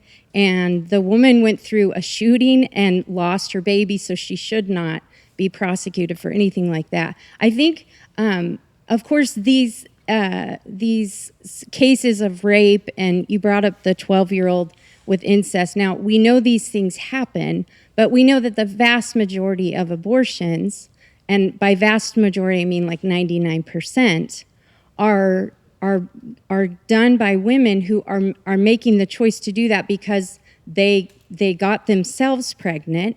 And as someone who, I'm a mother of 5, so I know how to get pregnant. Everyone knows how to get pregnant. And when we make the choice to participate in that, then we realize that we are putting ourselves in the position of pregnancy. I do like what you said about fathers are oftentimes, you brought up something about fathers, and I really like that you did that, because that, I think, is oftentimes not talked about. And I myself was in a crisis pregnancy at 17 years old. And all of the focus is on me, and all of it is like, in that, it's not expected that he's going to necessarily have to do anything. And I think you're right. When it comes to pregnancy, women bear the bulk of what it takes to bring a child into the world. We all agree with that, which is why we think women should be protected when they are pregnant and things like that. But I don't see how you framed it was the states imposing on us as women, like myself. When I was 17, found out I was pregnant. The state isn't forcing me to have a child. I got pregnant. And what I see the state's responsibility and the Constitution's is to protect life, protect liberty. So I had the liberty to make a choice before I got pregnant. And now I see the Constitution's framing of protecting life, that would include human beings. And I think that's what we would probably all argue, that the question is, who is one of us? Like, who's included in that? And we would say, well, the fetus should be included in that because the fetus is a human being. It's just at the earliest stages where it's completely dependent on me, of course, but that if I don't interfere with that, and if the state doesn't interfere with that and like force me to have an abortion, that basically we're just allowing the natural process of growth to happen, just like when they're born, now they're an infant, and of course they need care, and they need people to take care of them. So the state's responsibility in that is to make sure no one interferes with taking a life. And that's how I would frame it. No, I mean, I agree with some of what you said. And I just have to say, and we're going to get into this in abortion, it's sexist, racist, and classist, is that, this is a responsibility that is much more this is legislation that almost exclusively impacts women and people with vaginas, right? 80% I think it impacts both men and women, but I get what you're saying, though, because it does feel like it impacts us more because we carry the children. Well, but yeah, I do think it affects equally men and women. Because I don't want to let men get off the hook. Well, and then I also want to say unborn are men, and unborn are boys and girls, and so in that way it affects. Here's the thing, though: it should affect men equally if men were better fathers. But the fact is, 80% of single-parent households are going to be run by women. Yeah, and no question. When it comes to forced birth and families that are forced to give birth to a child that they don't want, those families have a higher likelihood of being a single-parent household. Yeah. So when it comes to this, like in a perfect world, it should impact men. But the reality is, it does not impact men anywhere near as much as it impacts women. women. And I agree. I mean, I was a single mom with my first daughter, and so I think you're right on that. The question is, so how do we protect women and children when men don't do what they're obligated to do? How do we make it equal when a couple has sex, creates a baby? How do we make it equal for? And this is something I think about a lot. Truly, how does the government, how does culture make it equal where a man is held responsible for the life he was equally there and equally a part of it? So why does it all just get put on my shoulders or your shoulders or any woman in this room? Why should it just be a question on us? I think it should be equally as much as we can. And that's where I think, like, for example, here's my thing to that point. Okay. Is I think that part of, now I want to talk about intent versus impact. I don't think that any of you just like hate women and that's why you're here protecting the unborn, right? But I do think your legislatures kind of do. That's my issue. I don't question your intent. I question their impact, right? So even if you have a positive intent with what you support, the fact is legislatures had 50 years under Roe v. Wade to plan for all of this stuff, right? They had 50 years, right? And instead plan of for what specifically? I'm not to plan for the effects of total bans, right? Women who have had miscarriages being arrested, right? There was one woman who was arrested for endangering a fetus and had her fetus, she delivered her baby in jail, and nobody in the prison would help her. That's fucking horrific. Exactly. They had 50 it's years to consider how these bans would affect women think it's just on and how these Republicans, though. bans would affect. But I mean, in every single state with total bans, are all conservative-run states. Every single one. I mean, of them you is. would have to show. I'm following what you're saying, but you would have to show that the abortion ban led directly to that story. Well, every of the single woman state jail in which these giving- things have happened were in states in which, with complete total bans, other than Ohio, which is a near total ban, right? So the most conservative states with the most strict pro-life laws have seen some of these horrific outcomes. And my question is, legislatures had 50 years to think about this. How are these outcomes going to impact women, right? Women who are forced to give birth to children, those children are 4 to 5 times more likely to live in poverty along with those women, right? Legislatures had 50 years to consider all of this, but they didn't. We had actually Why? more than 50 years because abortion hasn't always been legal. So of course, women for thousands and thousands of years have had to figure out how to handle a pregnancy that they maybe didn't plan to do. And I do so want to add, since Dobbs has been overturned, there actually has been an increase in abortion. So these bans don't even work. And They're still saving some lives. 200,000 babies have lived, but yes, abortion rates are increasing. The abortion rates are increasing. So clearly the bans don't work, which, I mean, gets me to the next prompt, which is that I don't think these bans are addressing the real reason why women want to get abortions. And I do think it is about restricting women's bodies, and specifically women, right? Because it really does impact us more than men. That was my favorite one. That was fun. My last prompt is, abortion bans are sexist, racist, and classist.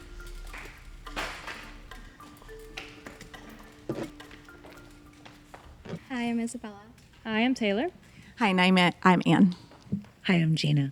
I have to say, just throughout this debate, I thought we were going to be screaming at each other much more. See, I'm chill. Can the internet stop calling me a bitch? I'm so nice. But all right, here's, for abortion bans are sexist, racist, and classist, let's break it down. Sexist, obviously, it impacts women's bodies more than it impacts men because we are the ones who give birth, other than trans men, shout out, and MBs, shout out. For racist, Black women are 3 times more likely to die during childbirth. Black women are also more likely to seek abortive care. The rate in which Black women get abortions is much higher than the rate of white women. So this legislation impacts us much more directly. And for classist, roughly 42% of women who seek abortive care live below the federal poverty line, right? So that means if you're in a single parent household, you're making $15,000 a year or less. The average cost to raise a child in this country, lowest number, is $17,000, right? So if we know that almost half the women who seek abortions literally make less than it costs to raise a child every year, they are being unfairly targeted by these bans. So those are my claims, and if you want to address any one of them, go for it. I would say that abortion is racist because in 1939, Margaret Sanger started eugenics by trying to eliminate the Black race. Children that were Jewish children that were handicapped, Black children, she literally targeted the inner cities to obliterate the Black race. I mean, I don't really know about her specifically, but I'm talking about She's the laws. founder of Planned Parenthood. Okay, well, I'm talking about the laws that currently exist. These bans know that Black women seek abortive care. Legislatures know these things, but they defund SNAP, which Black women use more than other groups, right? Especially Black families. They defund Medicare. Oh, sorry, something in my throat. They defund Medicare, but yet they ban abortion. So now these families that they know specifically are Black, who need this care, are without care. And so they are forced to foot the bill of a child that they don't want. Naima, I have a clarifying question just on your worldview. Would you be, and this will relate to your prompt, but are you interested in banning abortion post-viability? Just I said yes that. or no? Yeah, at No? 24 Sorry. weeks. Yes? At 24 weeks, the only exception is if the mother's life is at risk. Okay, I so support the row. Got it. So by your own logic, would then those later term abortions also be racist since black women would need them more often? I'm confused. So if you're saying that abortion bans are racist because black women seek abortions more, yes? Am I Yes. getting, okay. And then also by your logic, when you want to ban abortion post 24 weeks, would those bans also not be racist? So did you hear the singular exception that I gave? Life of the mother, but that's not the majority of the reason why black women are seeking abortions. Okay, but if a black woman's life was at risk, then I would support her having an abortion after 24 Wouldn't you want to protect those black fetuses post viability? Post viability? Well, I said after viability, the only exception is if the mother's life is at risk. As we're Including going to rape? tell you the same. Your logic just doesn't track then because logic then does track. No, because then by your logic all abortions should be banned except for life of the mother, right? Because you're claiming that it would be racist if we banned abortion in total for the sole reason that black women seek abortions more, but then you're kind of backtracking your logic when you want to ban abortion post 24 weeks. So by your logic those would also be racist abortion bans. Why that? You got to connect that one. So maybe you could tell me why you think they're racist, just simply for the fact that black women need them more and they would be more affected by the Black bans? women are being disproportionately denied care. Care, impact doesn't care of what? Equal intent of the law. Abortion? Yes, abortion is medical care. So then that's an assertion you'd have to prove that it's medical care? It is medical care. But so are you saying for only the life of It's the a mother medical then? procedure. You're saying it's medical procedure only for the life of the mother? At 24 weeks post viability, the exception is life of the Correct, mother. correct. What about a yes. C-section? Before 24 weeks, abortion good. Are you in the position of banning abortion post 24 weeks in the case of rape as well? In the case of rape and incest, yes, I think that was the row. Even if the mother's 10, 12, 14? I go by the row definition, yes. Every woman should have access to an abortion up until 24 weeks. Viability. Now, I mean, yes. why do you... Abortion doesn't take away rape. Abortion doesn't take away rape, but the impact of having to get raped and then raise your rapist baby and also deliver your rapist baby is profoundly more than the impact of getting raped and then subsequently being able to terminate. Well, can I that interject about the wording? Because we all respected we won't use the baby, right? We're going to say fetus. I would respectfully ask that we don't refer to a child conceived in rape as a rapist baby. I But was it a is a child rapist conceived in baby. rape, and I'm way more than a rapist baby. I mean, okay, I Can you won't use that acknowledge language that? specifically for you, but like, it's not necessarily scientifically incorrect, right? I'm a human being. Well, you were the byproduct of sexual assault. Yeah. I was conceived in sexual assault. I am Yes. still a human being equal to you, right? Like, Sure. I don't call you a umbilical cord wrapped around baby. Well, it wouldn't offend me if you did, because it would be true. Okay. But Well, sure. I don't think I don't want to personally offend you, so I won't use the I language. appreciate that. No, Yeah. and I was just clarifying. I think it's just dehumanizing language in general. If it dehumanizes and upsets you, then I won't use it. Thank you for letting I'm me not know. upset, but I appreciate that. What proof do you have that the black woman is more at risk for having children, giving birth? And why can't she have a C-section if that's 3 times. Well, black women have 3 times higher mortality rates in all forms of birth, right? Black women are 3 times more likely to die in childbirth. This is just according to the CDC. This is medical data. But we're not solving that medical crisis by, ending the life of the fetus. That doesn't solve the No, it woman's doesn't. But see pregnancy how it issues. affects it, though. Because if a black woman is forced to give birth to a child that she doesn't want, right? If more black women are forced to give birth, and we also have higher mortality rates, then black women have a higher likelihood to die in those situations. This right? is why we need C-sections. More I mean, C-sections. but it doesn't matter what type of delivery or birth. Black women are still 3 times more likely to die in all forms of childbirth. That's largely been linked to high blood pressure and obesity. It's not some sort of like racist conspiracy theory, number one. Number two, your language, you're really loading your language, as everyone here has pointed out, by saying forced to give birth, right? You are forced to give birth. Well, we're actually preventing a killing, right? We're not forcing to give birth. I can tell you what forced birth would look like if someone, which actually Margaret Sanger was a proponent of, having people need permits to start families and have permits to have children. So that would look like the government saying, hey, Naima, you turned 18, time to give birth. That would be forced birth. Yeah, So but it's Margaret Sanger disingenuous isn't language. the president. Margaret Sanger isn't creating legislation right now, even if we both but you disagree support her with organization. this. And she founded the organization that you are promoting and advocating for. I mean, that's why we think much it's better relevant. than an Baby organization parts. that is trying to coerce women into giving birth to dying no, fetuses. they don't want to kill their babies. It's so awful. Yes. You're coerce their baby. Been Again, loaded accused of language. selling baby parts as well. So I had a quick question. So I want to know how you think abortion in and of itself isn't racist, because I don't think that you can separate Margaret Sanger from the Planned Parenthood movement, because she's the literal founder of Planned Parenthood. But Margaret Sanger is not the pro-choice movement, right? Right, but it was started, I believe, in racism. It was founded on racism because Not she every saw abortion is even like performed at a Planned Parenthood. They're done at hospitals. Sure, like but- they are not the end all be all of the pro-choice Sure, movement. but she did deem certain races as quote unquote eugenics. unfit.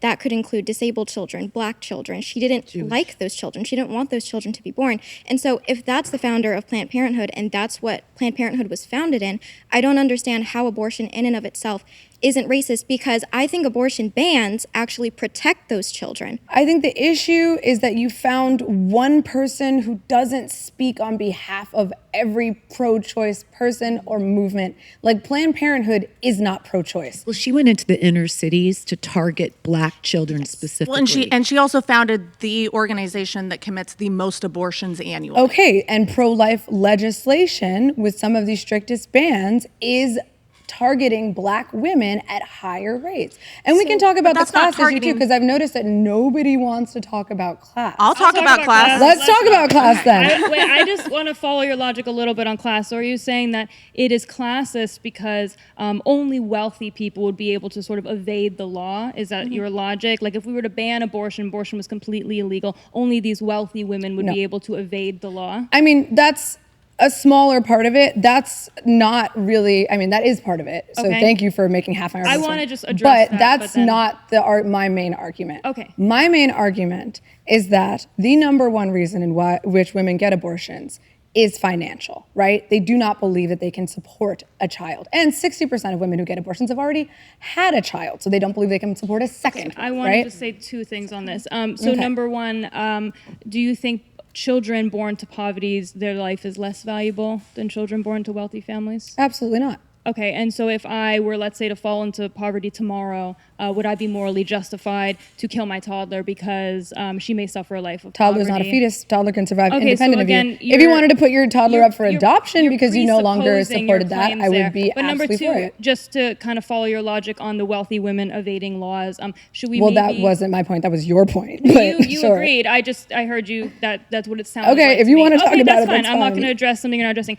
Do Yeah, you that's know not what I'm arguing, the number one reason why women get abortions? Like, what's the number one indicator of why a woman gets an abortion? I just said it. Convenience. Being unmarried. So 88% of women that get abortions are not married. Yeah, but the African Americans reason why have the they give is lowest. financial. They have the lowest marriage rate. Black women. So if you want to talk about why Black women are getting abortions, wouldn't you be more interested in pushing that community towards a culture of marriage and having children within marriage? Sure, but those things aren't mutually exclusive. I don't know why I would like solely focus on one thing and not the other when there are you're women who are being against forced to give abortions birth up to that an they don't extent. want right now. But my point about classism actually wasn't what you said. The point about classism that I'm trying to make is that 42% of women who are seeking abortive care of all races are living below the federal poverty line, right? And then 75% of women who seek abortive care are classified as federally low income, right? So poor women, we see very obviously, seek abortive care more than any other group, right? Regardless of race. And the reason why they do this is because it costs on average $17,000 a year to raise a baby, but they only make $15,000 a year. So What about welfare? Well, that's a great point. But going back to Republicans are pro-birth and not pro-life, Trump cut billions of dollars from the SNAP from SNAP benefits and Social Security. I think it was over $146 billion over 10 There's years. more jobs, more higher minimum wage. I mean, they can go out there, they could find jobs online. So that's a great point. Why not, if we know that the number one reason that women choose to seek abortions is because of poverty, and women who are lower income choose to seek abortions more than anyone else, why, as a pro-life person, would pro-life legislatures not focus on raising women out of poverty so that they don't need abortion Because, care Naima, you need to instead start- of banning abortion outright? Because, Naima, you need to start with a baseline fact, which is moral foundation. If our moral foundation allows us to kill people because they may suffer inequity, there is nothing to build off from there. I could make the same argument for slavery. I could say outlawing slavery is going to create all these economic issues. Where will these slaves find jobs? They may experience poverty. Is that a moral justification to No, continue because the thing slavery? is, like, slaves being poor if they weren't slaves isn't the cause of slavery, right? So if we see that the number one cause of women seeking abortive care is because they can't afford a kid, why not, instead of restricting women's bodily autonomy and creating all these situations that we've talked about all day? There's so many resources. Well, and what if we created a But culture they're where snipping we resources. Why? Not really. What They if are we- more jobs than ever right now. I want to ask, I mean, we're why just talking- can't we tell those women they can do it? Like, why do you think maybe they look at their situation, they're vulnerable, the pregnancy wasn't planned, culture is telling them you can't do it, you're poor, you're up against X, Y, Z, even though we're arguably in the most like opportunistic country in the world. Do you think just because you're poor, you are going to have a bad outcome with a child? Like, is it completely tied together? I think that if these women are choosing to seek abortive care, they are saying, I cannot afford to have a They're gonna be child. more damaged So, by the right? effects of the If that's, I mean, and I don't think some lady saying, you can do it, is gonna like now raise her and her child out of poverty. I'm just saying, as a pro-lifer, if it were me, right? Because I don't personally just want everyone to walk around and get as many abortions as possible. Like, obviously, we all want to mitigate. But why? the Even if numbers. it's pre-viability, then why would it matter to you? What? If they're having an abortion pre-viability, why would it matter? Like, they should be able to have 10, 12 abortions. Well, it's expensive. It's, a waste of It's resources. covered. You got to leave Yeah, the you country. can get it covered through Planned You Parenthood. got to leave the state. No, it is. Especially I mean, it's if you're like poor. $800. The pill, and if you need it shipped, and there's a lot of like insurance But I want to that know don't why cover it bothers you. That's No. why I'm asking. Like, something about it bothers you. Pre-viability. What is it? Nothing about it necessarily bothers me, but I know that women would much rather not be in a situation where they genuinely believe they can no longer care for a child. What if that I would no, rather no. I'm focus asking on about the that. abortion because you were saying like it kind of almost gives the like shout your abortion vibe a little bit, like it's empowering and you can have an abortion. It's not a life, even though if it wasn't a life, I don't think we'd have to kill it or end its terminate. Well, I don't think you're Scott Well, Peterson terminate the progression of the Yeah. fetus's development. I think that's a great way of putting what I believe abortion is. So it's the termination of development. But why would it bother you if they're terminating the development of a fetus at any point in time pre-viability, per your stance? It doesn't. You just said it did. You said you didn't want women to go around and have all these abortions. No, I didn't say that. But if we all Did I want to hear see the that rates wrong? of abortion decrease, do you agree that you would like to see the rates of abortion Of decrease? course. I want the abortion rate to go I to would zero. love to not have to Population is have this dwindling. debate. Honestly, it's genuinely just Fair. inconvenient, right? Like, I would love to not be in this position where women feel compelled to choose between these things and that everyone could just afford to have a baby whenever they want. If we solve the economic, right? if we got to the we had every resource available for women, if we said that, hey, when your baby's born, we're going to help subsidize whatever economic policies you want, would you then be for a full abortion ban? No, because rape Got and it. incest will always. That's only 5% of the abortion. Okay, that is, it's in 13 states. That's like. Sorry. Okay, so I Close had to that's a quarter of the country. I had a quick question. So, in regards to the poverty issue, right? Because I assume that a lot of women, the majority of women getting abortions, are single. They're single moms, right? I think it actually has to do with a father issue. So it's men having their way with women's bodies, and they're not stepping up. They're refusing to step up and provide for the child that they helped create. So I do think it's more of a men's issue rather than it is just on the one. Like, would you agree that men should step up and be responsible? I mean, yeah, I don't hate that. Like, a deadbeat dad. I Okay, agree good. with I'm that. glad we can agree on that. I guess my point more so is that that's not necessarily what pro-life legislation is addressing, right? I think that if your sole intent is to ban abortion without addressing these root causes of why women are seeking this care, it is classist. And especially when Republican legislatures who claim to also be pro-life are cutting SNAP benefits that are feeding families, are cutting money from the Department of Education. You want me to run for office? And help with that situation. So Really? more That black is not women. what I thought I was going to hear today.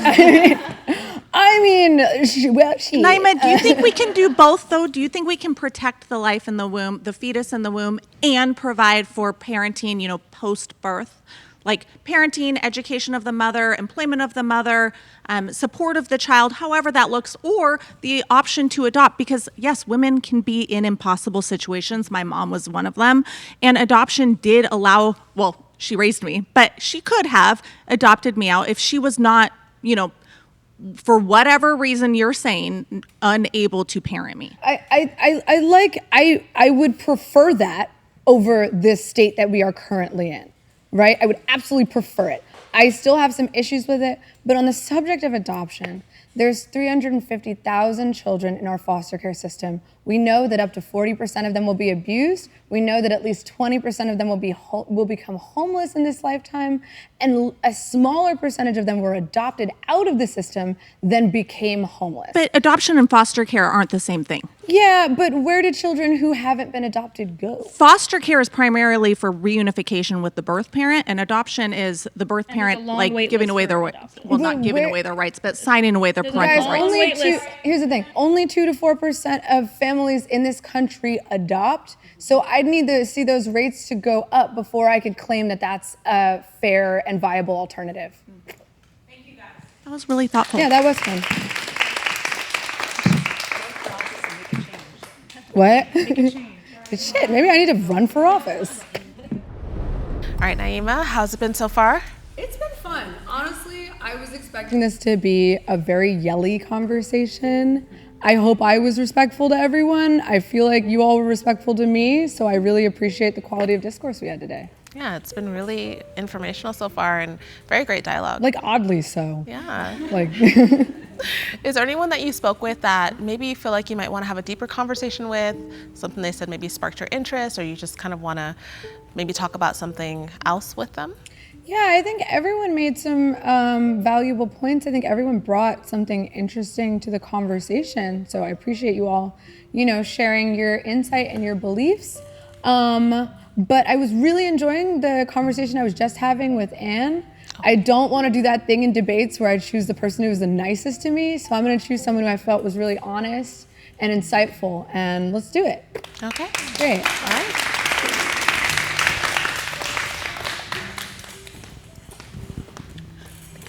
I have my phone so I can remember Right, my so these are prompts. your prompts. Okay. I want to thank you for explained how. I've enjoyed talking to you, so it's an honor to talk with you further. That's crazy. Truly. Guys, I really thought you were all going to hate the out of me. I'm not going to lie. Zero hate. Crazy work. Not at all. Not at all. Great, okay. Are you ready for my prompt? I'm ready. Let's do it. Okay. You probably know where I'm going to kind of go, maybe. I have no guesses. Oh, okay. I honestly forgot you guys were giving prompts. Okay. So my prompt is children conceived in rape or fetuses have the same inherent worth, deserve the same legal protection, and have the same right to life as every other human being. Okay, that's a very interesting prompt. So I know that this is kind of your personal story. So if you want to share first, and then I'll kind of go from there. Sure. I mean, my life wasn't idyllic, right? Like, it's not a story that I would have chosen. I didn't even know it was a story that existed. I was told at 12 that the man who I thought was my father, who raised me, who was my mother's husband at the time of her rape, was not my biological father. Wow. And that was a huge, huge blow just to my identity. And like, it rocked the foundation. This is not a bash against my parents. They did their best. They wanted me to know the truth. Yeah, they just didn't know how to tell me or when and what to do after. So my life spiraled after that. Teenage years into the early 20s, I had my own abortion. I drank heavily. I lived very destructively. And all that time I hid the truth of my conception from myself too, if that makes sense. Like no one really asked like, how were you conceived? Yeah. But I didn't, I buried it, right? Like I didn't want to acknowledge it. I thought it made me bad, truly. And then as I got older, I tried to like run from it in another direction. Like I'm going to outperform this story. I'm going to be successful. I want to get married, have kids, and do all these like, I want to make people proud of me and think that if they were to find out how I was conceived, they'd say, oh, well, she proved that she could have been born. Like she's worthy, right? I never thought I was worthy, truly. Because I hear it all the time, even in the pro-life movement, like we are 100% pro-life, except in the case of rape, not your life. And it just like, how can you not internalize that when it's your story? And I'll wrap it up. Like, it was last year that an organization asked if I'd be part of a documentary. They actually asked my mom, would she speak with a group of women who conceived babies in rape, conceived fetuses in rape, half chose abortion, half chose to parent or adopt. And so we participated in the documentary together. And I found it really liberating to actually get this story out. And that's kind of what brought me here today. Oh, Otherwise, I would have never been here. I picked you. Holy Jesus. Okay. Okay. It's just my life. That was, all right, here we go. Okay. Let's see. Well, firstly, I want to say that I don't disagree with your claim. And I want to make it very clear that those of us who are pro-choice are not trying to say that depending on how a fetus is conceived is what your worth is as a person, right? I think that and I'm thank you, by the way, for sharing this with all of us and for being so honest and so open. Girl, thank you for being here.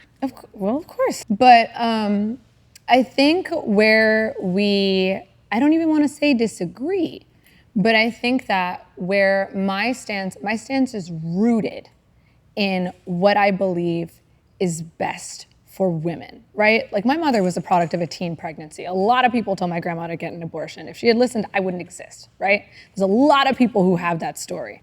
And for me, if I knew that my existence caused my mother any pain or suffering unduly, and she did not want to have me, and my existence was hurting her, if I could have had the choice as a fetus, even though obviously I wouldn't, I would have chosen to be an abortion, right? If I knew that I could stop my mother's pain or suffering in any possible way, or that my life was contributing to that, I love my mom down, I would absolutely do that. That breaks my heart to hear that. Oh my God. Because I think you are a beautiful person. I think you are a vibrant life. I think that you bring a lot of value to this world. I think there's only one of you. Yeah, you haven't met my mom. She's awesome. I bet your mom is awesome. Oh, she's great. Yeah, no, totally. And as someone who also, I mean, this issue is personal to me in terms of, you know, when we talk about like forcing women to give birth and women having choice, expectant mothers having choice, like we're talking about my mom. I never want to harm her. Ever. I'm with you on that. But I don't think, I'm sure when I was a teenager and I was stealing from them, lying to them, cussing at them, basically being the most whatever, okay? I still don't think that I would, even at that time, said, because I'm causing my parents so much distress, I wish they would have aborted me. Like, I don't, look at what happened. Like now they're the grandparents to my children. Like my parents they are living a beautiful life and it wouldn't have happened if I had been aborted. And this isn't a plug for me. Like, I don't think I'm that great, if that makes sense. It's not like I think you're pretty cool. I don't know. I like you. Ditto. But I guess for me, it's just like the reason why we focus on rape so much in these, when we talk about women, right, and our right to choose and and the fetus's right to life, the reason why we focus on rape is because at no point in that conception was that woman ever able to make a decision. Amen. And that is what fundamentally I will always believe is wrong. Because motherhood is beautiful. Motherhood is a blessing.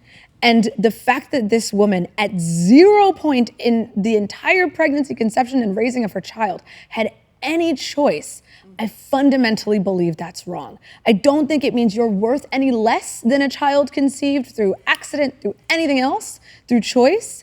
I don't think it means anything about you as an individual, but I do believe that fundamentally a woman should always have the right to choose when and how she becomes a mother, and I can't divorce myself from that belief. I appreciate that because I think it speaks a lot to your heart and your character just to say that about me.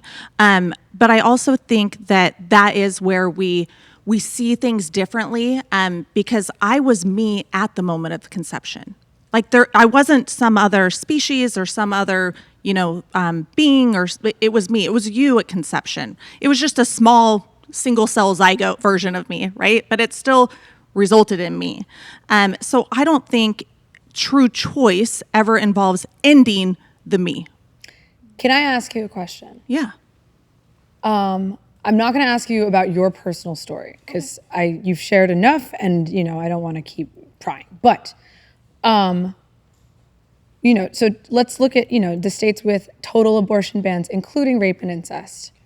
Would you be comfortable with the age moving to 18 on that total ban? Because I think that we have some fundamental differences in what we believe is the priority of protection. Because at the end of the day, we're all trying to protect somebody here, right? I think my priority is just a little different than you guys's, right?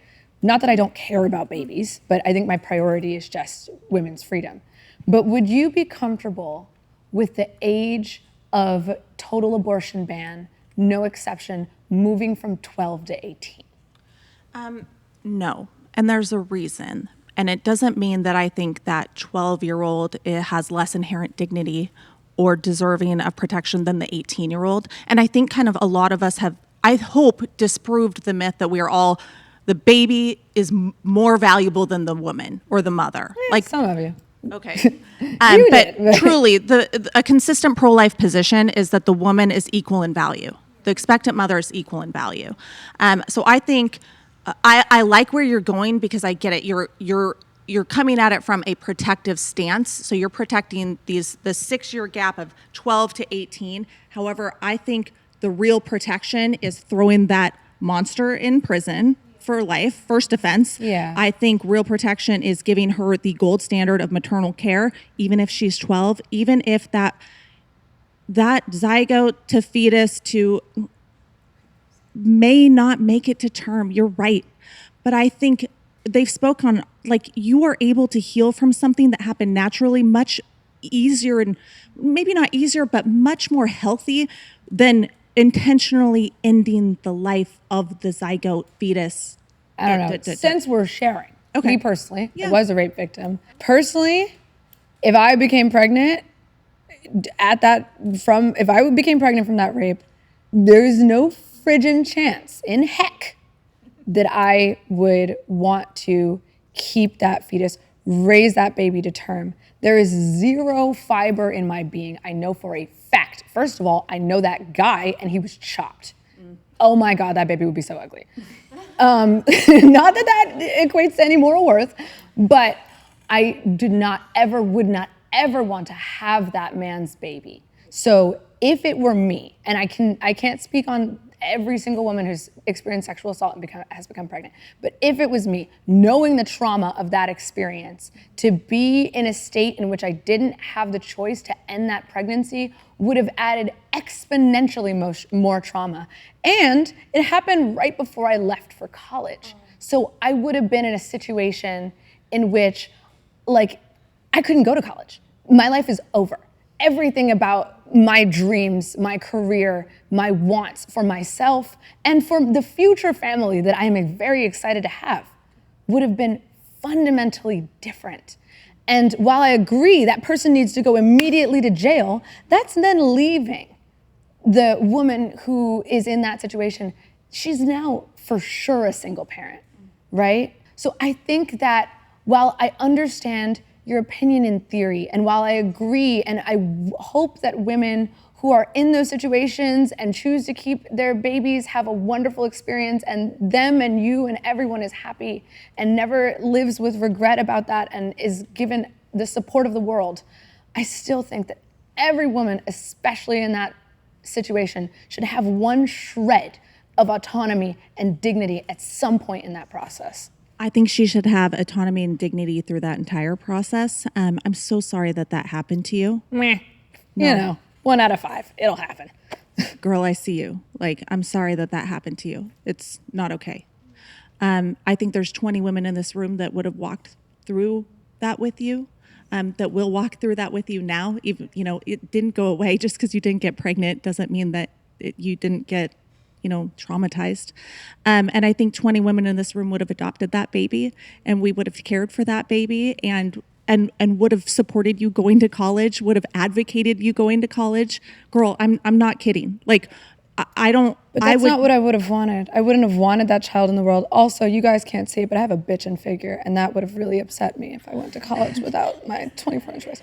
But I mean, how old are you? 20-something? I'm 24. Yeah. Okay, and you do. You have a beautiful figure. You're young. You're gorgeous. You're vibrant. I think when you look back at the legacy of your life, you would have been proud that you birthed the child, even if you know, had to wear mom jeans later and do all the things. Look, those mom jeans are cute. I've seen some pairs that I'm like, whoa, those are not bad at all. But I think, you know, I could appreciate surviving that. But again, I still think that there are thousands of women and millions, if we look all over the world, who, you know, that moment, you are so powerless, right? That really is, like, fundamentally at its core what rape is just a complete loss of power. And I just don't believe that a woman who is put in that situation of powerlessness should now have her body forever changed if she doesn't want to. Well, and I don't think her body should be violated again. And I think an abortion violates a body. And that was my mom. If she chooses to have an abortion. Well, that was my mother's own reasoning why once they found out she was pregnant, and my own father, my adoptive father, strongly considered abortion, said we need to have an abortion. This child was not conceived in love, which was true. She said, I'm not going through any more violence. I'm not doing it. And that is I don't her want anyone choice touching that me. I will always stand with, because I'm not pro-abortion, I'm pro-choice. Dang, that was great. Can I hug? Yes. Thank you. Of course, thank you. Seriously, thank you for sharing. That was wonderful. Yeah. All right, Naima. That was such a beautiful conversation. That really was. This whole episode has really been powerful, and I thank you for being here. Yes. And thank you for not inviting men. I really hate having these conversations with men. It's like, so thank you for that. It's just us here, I guess. Let me know, how was your experience overall today? I know you talked a little bit about, you know, it being a lot more amicable than you expected it to be, but just how was it hearing the different responses and having the conversations with your prompts? Yeah, I mean, I was really pleasantly surprised. Maybe it is just that most of the debates on abortion I've done have been with men, but in those conversations, they have a tendency to get very combative, right? Okay. It's an issue that gets very heated. The comments, everyone's fighting and yelling, and it's one of those topics that you assume is going to get really, really tense. So I came in here prepared to fight, right? I thought this was gonna be a squabble up episode. Okay. And I was really happy that we got to actually have some more productive conversations. I feel heard. I hope you guys feel heard. So yeah, I was really surprised. You guys exceeded my expectations by so much. So thank you all for, you know, participating in this with me. Yes, thank you. And for the one-on-one, you chose Anne, and that conversation was really beautiful. I'm sorry about what you experienced, and Anne as well. I mean, that is that's horrific. And I'm glad that you were able to talk with someone on the opposite end of that conversation, but still have such a powerful conversation. What was that like? Yeah, I mean, I picked Anne because when she had, you know, mentioned her story during the actual debate, I was like, I want to learn more about that. Like, I just want to have a conversation with her, you know? Going into that, I did not anticipate that this was going to be like, and now we debate. I really just wanted to hear more from her. And I really appreciate her sharing.